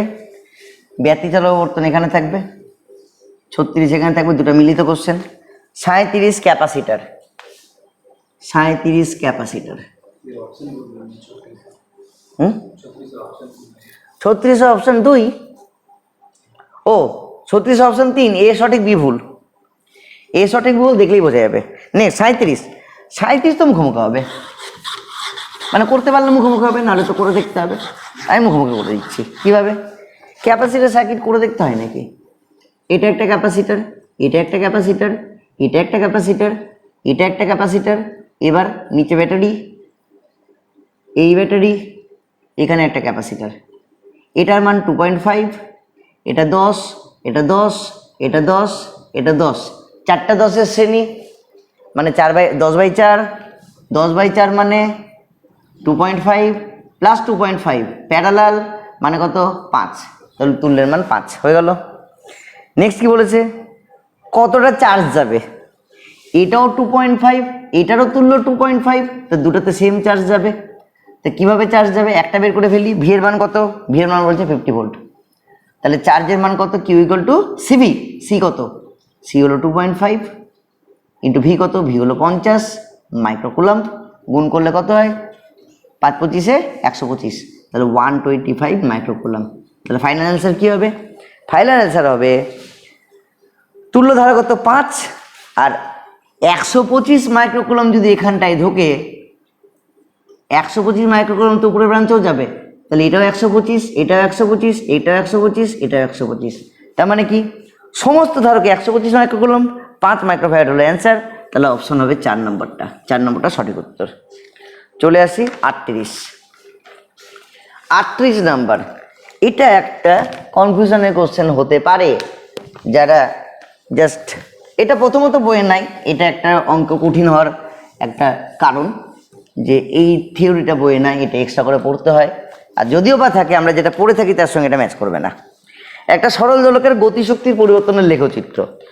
আমরা সরল দোলকের ফর্মুলা ওয়াই ইকুয়াল টু এটা পড়ে অভ্যস্ত, তাহলে গতিশক্তি সমানুপাতি কস স্কোয়ার ওমেগা টি পড়ে অভ্যস্ত। সেক্ষেত্রে আমরা লেখচিত্রটা, গতিশক্তির পরিবর্তনের লেখচিত্র যে কোনো জায়গাতে আমরা এইটা দেখে অভ্যস্ত, ঠিক আছে, যেটা কস স্কোয়ার ওমেগা টি লেখচিত্র, যেখানে এটা t/2 আর এটা টিকে বোঝায়। কিন্তু এখানে যে গ্রাফটা আছে, একটা গ্রাফ আছে কেমন, একটা গ্রাফ আছে এটা, হবে না। একটা গ্রাফ আছে কি, একটা গ্রাফ আছে এটা, এটা তো এটার সঙ্গে মিলছে না, হবে না। একটা গ্রাফ আছে এটা, এটাও হবে না, কনস্ট্যান্ট তো থাকে না। আর একটা গ্রাফ আছে কি, আর একটা গ্রাফ আছে এটা, এইভাবে, হ্যাঁ এটাও একটা মিলছে না, না মিলছে, কোনটা মিলছে, এটা মিলছে। কিভাবে মিলছে, ওয়াইকে ধরতে হবে এ কস ওমেগা টি, মাথার মধ্যে ফ্লেক্সিবিলিটি রাখতে হবে। এসএইচএম মানে এটাও হতে পারে, এসএইচএম মানে এটাও হতে পারে, বোথ ক্যান এসএইচএম। তার মানে এখানে গতিশক্তি সমানুপাতি সাইন স্কয়ার ওমেগা টি। তাহলে সাইন স্কয়ার ওমেগা টি লেখচিত্র কেমন হবে, সাইন স্কয়ার ওমেগা টি লেখচিত্র হবে এরকম, এরকম, যেটা ম্যাচ করছে ওটার সাথে। তো this is the answer. Answer কত, অ্যান্সার হবে 2, 2 ইজ দ্য রাইট অ্যান্সার। হয়ে গেল। আচ্ছা 39 নম্বর। আচ্ছা এটা কোথাকার কোশ্চেন ছিল, এসএইচএম 38 লিখিনি না, 38 বাকি লিখেছি, 37 লিখেছি, হ্যাঁ লিখেছি। 39 পাওয়ারের কোশ্চেন, এটাও আমাদের সিলেবাস থেকে আউট করে দিয়েছে, কিন্তু ক্লাস 10-এর কনসেপ্ট, ক্লাস 10-এ পাওয়ার পড়ানো হয় সেখানকার কনসেপ্ট। তবে এটা যেহেতু পাওয়ার আমাদের সিলেবাস থেকে আউট করে দিয়েছে, সেই জন্য অনেকের কাছে এই অঙ্কটা করতে অসুবিধা হলেও হতে পারে। এটাকে কমন সেন্সে বের করে দেওয়া যাবে কিভাবে, দেখাচ্ছি। কোশ্চেনটা কি বলেছে আগে পড়া যাক। একটি ঘরে ব্যবহৃত হিটার 400 ওয়াট 220 ভোল্টে কাজ করে। তাহলে 400 ওয়াট 220 ভোল্টে কাজ করে। এবার ভোল্টেজ কমে 200 ভোল্ট হয়ে গেল, তাহলে কত ওয়াট হবে এটা প্রশ্ন। অপশন কি দেওয়া আছে, অপশন দেওয়া আছে 121 ওয়াট 2 নাম্বার, 2 নাম্বার আছে 200 ওয়াট, 3 নাম্বার দেওয়া আছে 400 ওয়াট, 4 নম্বর দেওয়া আছে 331 ওয়াট। ধরি আমি অঙ্কটা করবো না, করতে পারছি না মানে ফর্মুলা জানা নাই, কী করে করবো। এখানে আমাদের কাজে লাগবে কমন সেন্স। কমন সেন্স কি, ভোল্টেজ ফ্লাকচুয়েশন আমাদের সকলের বাড়িতে হয়, একটু ভোল্টেজ ফ্লাকচুয়েশন তো হতেই থাকে। তো সেই সামান্য ভোল্টেজ ফ্লাকচুয়েশনে, আচ্ছা সবার আগে বলি, 220 ভোল্ট যদি 200 ভোল্ট হয়ে যায়, তাহলে অবভিয়াসলি 400 ওয়াট হবে না, পাওয়ার তো কমবে। এবার কমবে কতটা, সামান্য ভোল্টেজ ফ্লাকচুয়েশনে পাওয়ার অর্ধেক হয়ে যায় না, তা পাওয়ার অর্ধেক হয়ে যায় না মানে 200 ওয়াট তো হবে না, তার চেয়ে কম তো আরও হবে না। একটা অপশন পড়ে থাকলো 331, তাহলে উত্তর হবে কত, 331 ওয়াট আনসার। এবার এটাকে যদি আমি ফর্মুলা দিয়ে করতে যাই, ফর্মুলা কি হবে, একটা ফর্মুলা ছিল V equal power equal to V square by R. তাহলে পি আর ভি এর কানেকশন চেয়েছে, এটা পি এটা ভি, তাহলে কি করব, আমরা করব P2 বাই P1 অনুপাতের অঙ্ক। উত্তর কত হবে, সমানুপাতি আছে, তাহলে V2 square by V1 square. তাহলে P2 equal to v2 square by v1 square. v2 মানে কত? v2 মানে 200, এটা কত 220, আবার কত 200, নিচে কত 220 ইন্টু কত 400। কাটাকুটি করো, কে করবে কাটাকুটি? 200 থেকে সামান্য বড়, 200 থেকে সামান্য বড়, তো নিচে সামান্য বড়, তাহলে এটা সামান্য ছোট হবে। পিটুর মান হবে কত? করবো না ক্যালকুলেশন, 331 হতে হবে, না হলে ফিজিক্স ভুল, ম্যাথ ভুল। 331 ফাইনাল অ্যান্সার, 200 অ্যাটলিস্ট হবে না। হয়ে গেল অঙ্ক। নেক্সট 40 নম্বর অঙ্ক। এটাও যদি ফর্মুলা ফেলা যায় অনেক বড় হবে, একদম ফর্মুলা ফেলবো না, এটা ফর্মুলা না ফেলেও করার অঙ্ক, এটা ছবি দিয়ে করার অঙ্ক। ফিজিক্সের ছবি মেন, যে ছবি দিয়ে করতে পারো তার জন্য ফিজিক্স সোজা, যে ফিজিক্স দিয়ে করতে পারো ছবি দিয়ে করতে পারবেন তার জন্য ফিজিক্স কঠিন। কি বলেছে? আচ্ছা আমি কি লিখেছি 39? হ্যাঁ লিখেছি। 40 নম্বর কি? পরিবর্তী প্রবাহ মানে এসি, তাহলে এইটা হলো 40। একটি পরিবর্তী প্রবাহের কম্পাঙ্ক, পরিবর্তী প্রবাহের গ্রাফটা কেমন হয়? পরিবর্তী প্রবাহের গ্রাফ হয় একটা সাইনের গ্রাফ, সিম্পল সাইনের গ্রাফ। কি বলেছে? 0 থেকে শীর্ষ মানে পৌঁছাইতে কত সময় লাগবে? টাইম পিরিয়ড টি, হাফ টাইম t/2, শীর্ষ মানে পৌঁছাইতে টাইম লাগিবে t/4। হ্যাঁ কোশ্চেনে পৌঁছাইতে আছে, ওই জন্য পৌঁছাইতে বলছি। তাহলে t/4 বের করতে হইবে। কি বলেছে? 60 হার্জ কম্পাঙ্ক, কম্পাঙ্ক 60 হার্জ। 9 এর ফর্মুলা টাইম পিরিয়ড 1 কম্পাঙ্ক, টাইম পিরিয়ড 1/60 সেকেন্ড। আমার কি লিখবে? t/4। আচ্ছা t/4 কত হবে? 1/240 second. Answer no need to calculate. তাহলে এটা 2। এটা অনেকে দেখেছি যে ফর্মুলা ফেলে করে, কোনো দরকার নাই, এটা ফর্মুলা ফেলার দরকার নেই, এমনি হয়ে যাচ্ছে। মানে ইকুয়েশন, কারেন্টের ইকুয়েশন বের করে তার ম্যাক্সিমাম হওয়ার শর্ত বের করে করবো না। নেক্সট 41 নম্বর একটা ভালো অঙ্ক, এটা সবার পক্ষে পারাটা কঠিন। ইলেকট্রিক ফিল্ডের কোশ্চেন এবং কোর কনসেপ্টের কোশ্চেন। কি বলেছে? একটা পরিবাহীর ভেতরে স্থির তড়িৎ ক্ষেত্র 0। ভালো করে মাথায় রাখো, স্থির তড়িৎ ক্ষেত্র বলেছে, তার মানে কি ইলেকট্রোস্ট্যাটিক্সের কন্ডিশনে আছি।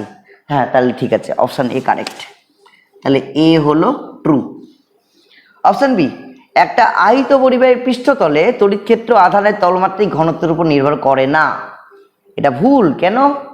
পৃষ্ঠতলে তড়িৎ ক্ষেত্রের মান হয় σ/ε0, কুলম্বের উপপাদ্য, তার মানে কি তলমাত্রিক ঘনত্বের উপর নির্ভর করছে?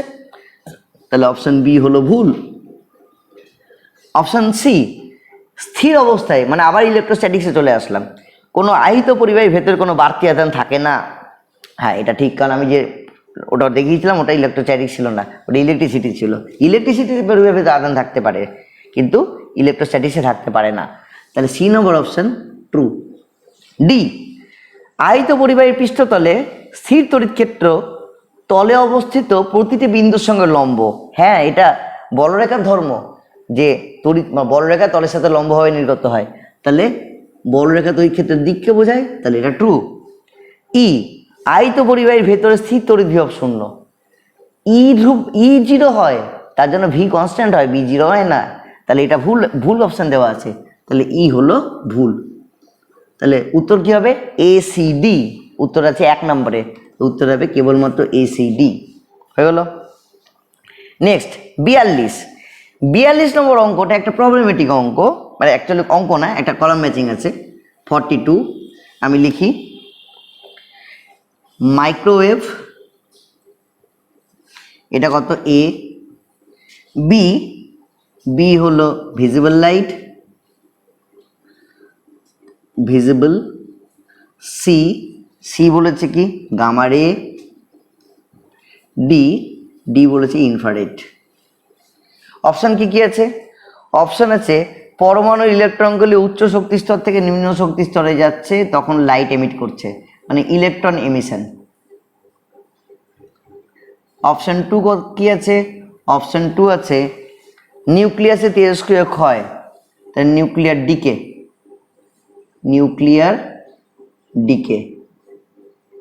তেজস্ক্রিয় ক্ষয়। অপশন 3 কি আছে? অপশন 3 আছে অণু পরমাণুর কম্পন, অ্যাটমিক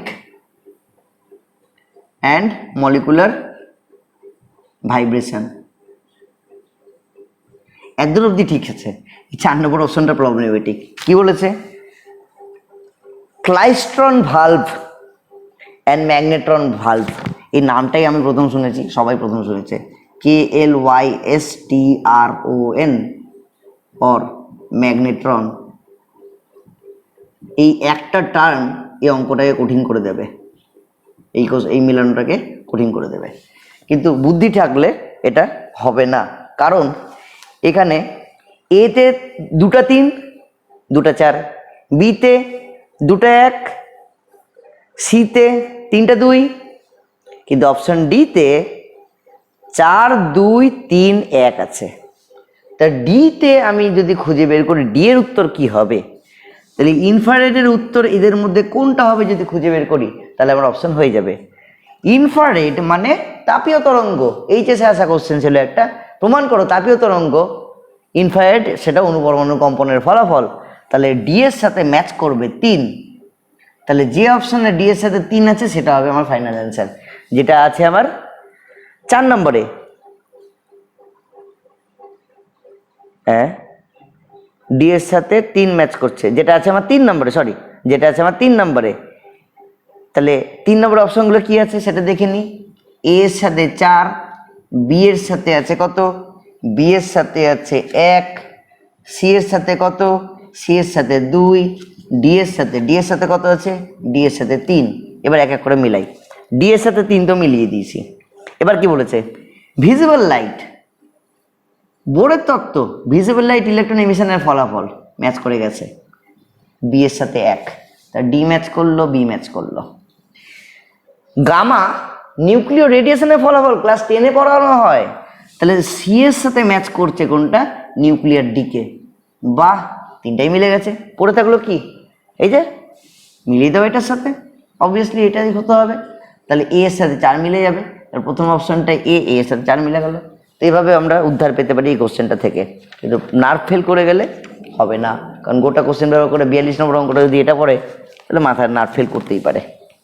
চলে আসি 43, এটা কত টাকার কোশ্চেন ছিল, ইএমটির কোশ্চেন ছিল, এটা 42। 41 লিখেছি, হ্যাঁ। 43 নম্বর অঙ্কটা যখন আমি দেখেছিলাম, আমার দেখে অঙ্কটা কেমনই যেন লেগেছিল। আমি একটু দেখাই যাতে তোমাদের একটু কেমনই যেন লাগে, তারপর আমি বলতে পারবো এটা কেমনই যেন লাগার অঙ্কই না। অঙ্কটা এরকম ছিল, এইভাবে এখানে 2 ভোল্ট ছিল, এখানে কানেকশন করে দিয়েছিল। এবার এখানটায় কারেন্ট দিয়ে দিয়েছিল আই, এখানটায় একটা রোধ দিয়ে দিয়েছে 3 ওহম। এবার এবিসিডি, এটা এ, এটা বি, এটা সি, এটা ডি। তো অঙ্কটা দেখে আমি ভাবলাম এটা কি আছে, শর্ট সার্কিট করে দেওয়া আছে, তো কিছুই হবে না। দিয়ে অনেক কষ্টে নিজের মনকে বুঝিয়ে অঙ্কটা পড়লাম। হ্যাঁ, এটাই হলো প্রবলেম কি, অঙ্ক দেখেই যদি আমরা ডিসাইড করে নিই অঙ্ক পারবো না, তাহলে অঙ্ক হবে না। অঙ্ক দেখে ডিসাইড করলে হবে না, অঙ্কটা পড়তে হবে। কি বলেছে, অঙ্কটা পড়লে বেরিয়ে আসছে 4 ওহম একটা সুষম তারকে বেঁকিয়ে একটা বর্গক্ষেত্র করা হয়েছে। আচ্ছা, 4 ওহম তারকে বেঁকিয়ে বর্গক্ষেত্র করা হয়েছে, তো বর্গক্ষেত্র মানে তার মানে এখানে 1 ওহম আছে, তাহলে এখানে 1 ওহম আছে, ছবিতে দেখানো নাই। এখানে 1 ওহম আছে, ছবিতে দেখানো নাই। এখানে 1 ওহম আছে, ছবিতে দেখানো নাই। আচ্ছা, তাহলে হুইস্টন ব্রিজ আছে। আচ্ছা, তাহলে এখানে প্লাস যুক্ত আছে এটা মাঝখান দিয়ে। আচ্ছা, হুইস্টন ব্রিজ আছে তো 4টা সেম রোধ। হুইস্টন ব্রিজের নিয়ম, একটা শর্টকাট নিয়ম আছে, 4টা যদি সেম রোধ হয় তাহলে হুইস্টন ব্রিজে ব্যালেন্স হয়ে যায়। সেক্ষেত্রে আমরা কি করি, কিছুই না, গোটাটাকে উড়িয়ে দিব, হুইস্টন ব্রিজ থাকবে না। আমরা এ আর সি এর সাথে ওই একটা রোধকে যুক্ত করে দিব, এটা নিয়ম। 1 ওহমকে যুক্ত করে দাও। ব্যাটারি কত আছে, ব্যাটারি 2 ভোল্ট, তাহলে কারেন্ট কত হবে, 2/1, 2 অ্যাম্পিয়ার। এইটুকু বুঝে নিলে অঙ্ক 1 লাইনে উত্তর, করতে হবে না ক্যালকুলেশন, হয়ে গেল হুইস্টন ব্রিজের কোশ্চেন। 43 কোথায় আসছে, ইলেকট্রিসিটি মানে 43। 44টা পরে করছি, কারণ 44টা হলো সেই অঙ্ক যে অঙ্কটায় ক্যালকুলেশন জটিল আছে। 44টা সলভ আমি পরে দেখাচ্ছি, যারা অ্যাপ্রক্সিমেশন করতে পারে না তার জন্য 44 কঠিন। 45 নম্বর দেখাই, 45 নম্বর কি আছে। 45 নম্বর ইলাস্টিসিটির কোশ্চেন আসছে। এবার ইলাস্টিসিটি থেকে 1 নম্বর আছে ইয়ং মডুলাস, 2 নম্বর আছে মানে এ আছে ইয়ং মডুলাস, বি আছে কম্প্রেসিবিলিটি মানে 1/, বাল্ক মডুলাস, সি আছে আয়তন বিকৃতি গুণাঙ্ক মানে বাল্ক মডুলাস, ডি আছে পয়জন অনুপাত মানে সিগমা। এবার এখানে 4টা অপশানই মানে এটাও 4টা আলাদা, বিও 4টা আলাদা, সিও 4টা আলাদা, ডিও 4টা আলাদা, মানে এইটা লাখ যে সবারই 4টা আলাদা অ্যান্সার আসছে। তো আমি চুজ করবো ইয়ং গুণাঙ্ক, যেটা খুঁজে পাওয়া সবচেয়ে সোজা। এবং নিটের একটা প্রিভিয়াস ইয়ারের হিস্ট্রি আছে, ইয়ং গুণাঙ্কের ফর্মুলা নিটে অলরেডি 2বার কোশ্চেন এসছে, শুধু ইয়ং গুণাঙ্কের ফর্মুলা লিখতে দিয়েছে। তো এটা আবার রিপিট হলো, ইয়ং গুণকের ফর্মুলা লিখতে দিয়েছে, ফর্মুলা চেনো উত্তর করো। ইয়ং গুণকের ফর্মুলা কি হয়? ইয়ং গুণকের ফর্মুলা হয় F/A ডেল্টা L/L। তাহলে ইয়ং গুণকের ফর্মুলা আমি যদি লিখে দিই F/A ইন্টু L/ডেল্টা L, তাহলে যদি অপশানটা খুঁজি, এই অপশানটা কোথায় দেওয়া আছে? অপশানটা 2-এ দেওয়া আছে। তাহলে এ এর সাথে আমার 2 ম্যাচ করে গেল, এর সাথে 2 ম্যাচ করে গেল। এটা কত নম্বরে আছে? এটা 1 নম্বরে আছে। এর সাথে 2 ম্যাচ করে গেল, বাকিগুলো আর করার দরকার নাই। এর সাথে 2 ম্যাচ করে গেল, 2 এর সাথে 3 ম্যাচ করে যাবে, দেখে নিবে কোশ্চেন নিজের মতো, আমি আর দেখাচ্ছি না, ফালতু টাইম নষ্ট করে লাভ নাই। সি এর সাথে 4 ম্যাচ করবে এবং ডি এর সাথে 1 ম্যাচ করবে। This is the answer. No need to analyse more, কারণ এটা আর কোথাও রিপিট নাই।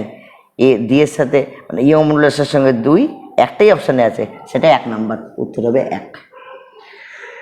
লাস্ট কোশ্চেন 44 নম্বর। এটা পরে করার কারণ কি, এটা একটা ক্যালকুলেশনের কোশ্চেন। যাদের 45 নম্বর সেট পড়েছে মানে এই 14 নম্বর সেট পড়েছে তাদের লাগ ভালো, কারণ তাদের এই কোশ্চেনটা 44 নম্বরে আসছে, সেই কোশ্চেনটা থেকে ইগনোর করতেই পারে। কিন্তু তাকে আমি 12 নম্বর সেট করেছিলাম, তাদের এই কোশ্চেনটা 7-8 নম্বরে ছিল।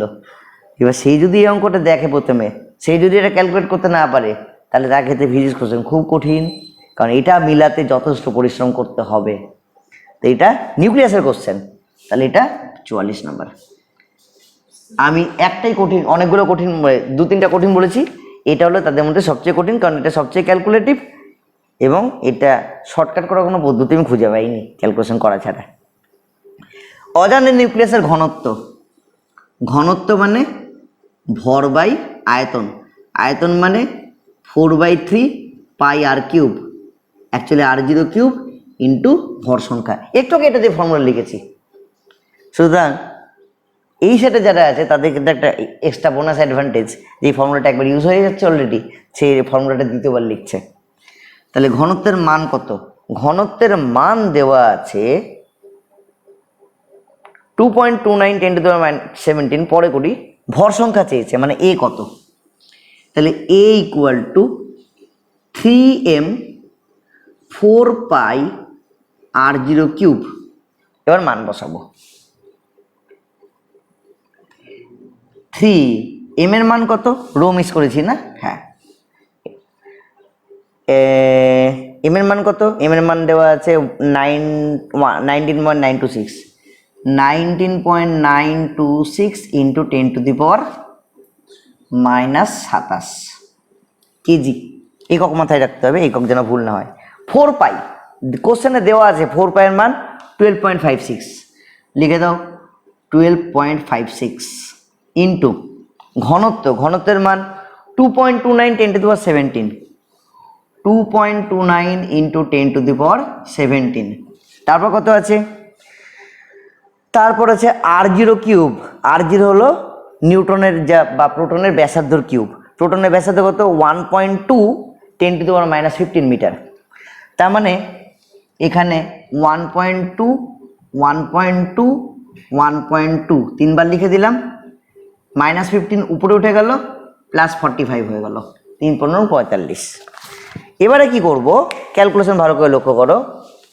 এটা যদি উপরে যায় -44 হয়, -44 আর -45 10 হয়, তাহলে এটা এটা এটা কেটে আমি 10 লিখছি, ঠিক আছে? তাহলে পড়ে থাকলো কি? পড়ে থাকলো 3 ইন্টু 19 আচ্ছা 10 আর এটা গুণ করে দিই, তাহলে 199.26 হয়ে গেল। 10কে কভার করে নিয়েছি, নিচে কত আছে 12.56 ইন্টু 2.29 ইন্টু 1.2 না 6/5, তাহলে 6 ইন্টু 6 ইন্টু 6 উপরে 5 ইন্টু 5 ইন্টু 5। এই অবধি কোনো অ্যাপ্রক্সিমেশন করিনি, অ্যাপ্রক্সিমেশন শুরু হবে এইবারে। কি করব,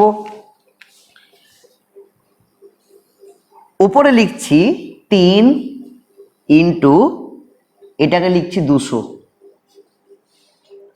নেক্সট 5 5-এ 25 রাখলাম, একটা 5কে আলাদা রাখলাম। 12.56কে 12.5 ভাববো। কেন ভাববো, তাহলে ওটাকে 25/2 লিখতে পারবো, তাহলে এটাকে লিখবো 25/2 চলে গেল ওপরে, হয়ে গেল। 2.29কে 2.3 লিখতে পারবো, তো এটা হয়ে গেল কত 2.3। আর এখানটায় 6 6 6 6 ইন্টু 36 লিখবো। এবার কাটাকুটি, 3 দুগুণে 6, 25 25 উড়ে গেল, পড়ে থাকলো কি, এখানে 36 আছে, 36কে বানাবো 9, 4 দিয়ে কাটলাম। 200কে বানাবো 50, তাহলে পড়ে থাকলো কত 5 5-এ 250, এটা কত হলো 50 ইন্টু 50 250 বাই 23 ইন্টু 9, মানে কি ওই 220-র কাছাকাছি, মানে 220 তো না, 23 ইন্টু 9 করলে কত হয়, 3 9 27 7, এগুলো 2, 9 2 18 19 20, 20.7, তাহলে এটা হলো কত 20.7। 20.7কে আবার অ্যাপ্রক্সিমেট 20 ভাববো, তাহলে 0 0 বাদ পড়ে গেল, 25/2 মানে কত 12.5, তাহলে উত্তর আমার 12-র কাছাকাছি। অপশান কি কি আছে, অপশান আছে 12 16 19 20, 12 16 19 20, আমার 12.5 এসছে, তার মানে সঠিক উত্তর কত 12, দিস ইজ দ্য অ্যান্সার। এটা করার কেউ যদি কোনো শর্ট পদ্ধতি পেয়ে থাকো তাহলে আমাকে করে দেখিও, তাহলে ভালো লাগবে। কমেন্ট সেকশন করে থাকবে, কমেন্ট সেকশনে তোমরা করে দেখিও, আমার কাছে ইচ্ছে শর্ট করার কোনো অপশান নাই। তো যাই হোক, এই হলো আমাদের কোশ্চেন। তো দেখে কি মনে হলো খুব কঠিন? একদম কঠিন না। এখানে কি কোশ্চেন এসেছে সবগুলো লিখে দিয়েছি আশা করি। 1 2 3 4 5 6 44 লিখেছি, 44 হ্যাঁ লিখেছি। 1 2 3 4 5 6 7 8 9 10, ফার্স্ট সেমিস্টার থেকে 10টা কোশ্চেন। আচ্ছা 1 2 3 4 5 6 7 8 9, সেকেন্ড সেমিস্টার থেকে 9টা কোশ্চেন। সেকেন্ড সেমিস্টার থেকে 9টা কোশ্চেন, তাহলে 11 থেকে 19টা কোশ্চেন। এটা ডিটেলস আমি পরে আলোচনা করেছি, জাস্ট এখন বলে দিচ্ছি। 1 2 3 4 5 6 7 8 9 10 11 12 13 14, থার্ড সেমিস্টার থেকে 14টা কোশ্চেন। আর 1 2 3 4 5 6 7 8 9 10 11 12, এখান থেকে 12টা কোশ্চেন। এটা 12 থেকে 26টা কোশ্চেন, 26 আর এখানে 19 যোগ করলে হলো 45। তো 12-এর প্রতি জোর বেশি দিয়েছে এবার, এটা প্রতিবার চেঞ্জ হয়। নর্মালি 12 থেকে জোর বেশি থাকে, কিন্তু 11-এর কোশ্চেনটা ফেলে দেওয়া যাবে না, 19টা কোশ্চেন কম না, যার মধ্যে ফার্স্ট সেমিস্টারের এইটুকুটা সবচেয়ে হট জায়গা। ইউনিট ডাইমেনশন ভেক্টর 1D, এখান থেকে 3 3 6টা কোশ্চেন, সবচেয়ে ভালো জায়গা নাম্বার তোলার। তাহলে মেকানিক্সের কোশ্চেন কটা, এই গোটাটাই মেকানিক্স ভাবি 10টা। জিপিএম-এর কোশ্চেন কটা, হিটের আগে অবধি 1টা 2টা, জিপিএম-এর কোশ্চেন 2টা। হিটের কোশ্চেন কটা, 1টা 2টা, হিটের কোশ্চেন 2টা, হ্যাঁ হিটের কোশ্চেন 2টা, দুটো পাচ্ছি মানে 2টা। ও জিপিএম-এ 1টা কোশ্চেন আছে 3টা, ওটা আছে 3টা, এখানে 3টা, হিটের আছে 2টা, সাউন্ডে 1 2 3 4, সাউন্ডে আছে 4টা কোশ্চেন। ইলেকট্রিসিটি ম্যাগনেটিজম গোটাটা 14টা কোশ্চেন। অপটিক্স 1 2 3 4, 4টা কোশ্চেন। অপটিক্স এত কিছু বড় 4টা কোশ্চেন। Next modern physics 1 2 3 4 5 6 7 8। আমি বারবার বলি মডার্ন ফিজিক্স এমন একটা জায়গা যেটা নাম্বার তোলার জন্য বোথ এইচএস অ্যান্ড যে কোনো কম্পিটিটিভ এক্সাম, মডার্ন ফিজিক্স যার ভালো তার সব ভালো। মডার্ন ফিজিক্স থেকে অলওয়েজ ভালো কোশ্চেন থাকে, আবার মডার্ন ফিজিক্স থেকে 8খানা কোশ্চেন এসছে। তাহলে একটা দারুণ জায়গা নাম্বার তোলার, খুব কম পড়ে কনসেপচুয়ালি নাম্বার তোলার জায়গা এটা। যাই হোক, কোশ্চেন যা দেখালাম আমি নিজের পদ্ধতিতে সলভ করে দেখিয়েছি। অনেকের হয়তো পদ্ধতিগুলো জানা নাও থাকতে পারে, তারা জানার চেষ্টা করো, কারণ এই পদ্ধতিগুলো না জানলে অঙ্ক তাড়াতাড়ি হবে না। ঠিক আছে, তো বেশি কথা আর বাড়াবো না। চ্যাপ্টার অ্যানালিসিসের ভিডিও তো অলরেডি আমার আপলোড করা হয়ে গিয়ে থাকবে, তো সেটা একবার দেখে নিও যদি না দেখে থাকো। তা কোন চ্যাপ্টারের উপর জোর বেশি, কোন জায়গাটা ভালো করে পড়তে হবে, সেগুলো সেখানটা আলোচনা করেছি। আজকের জন্য এইটুকুই, পরে আবার দেখা হবে, টাটা।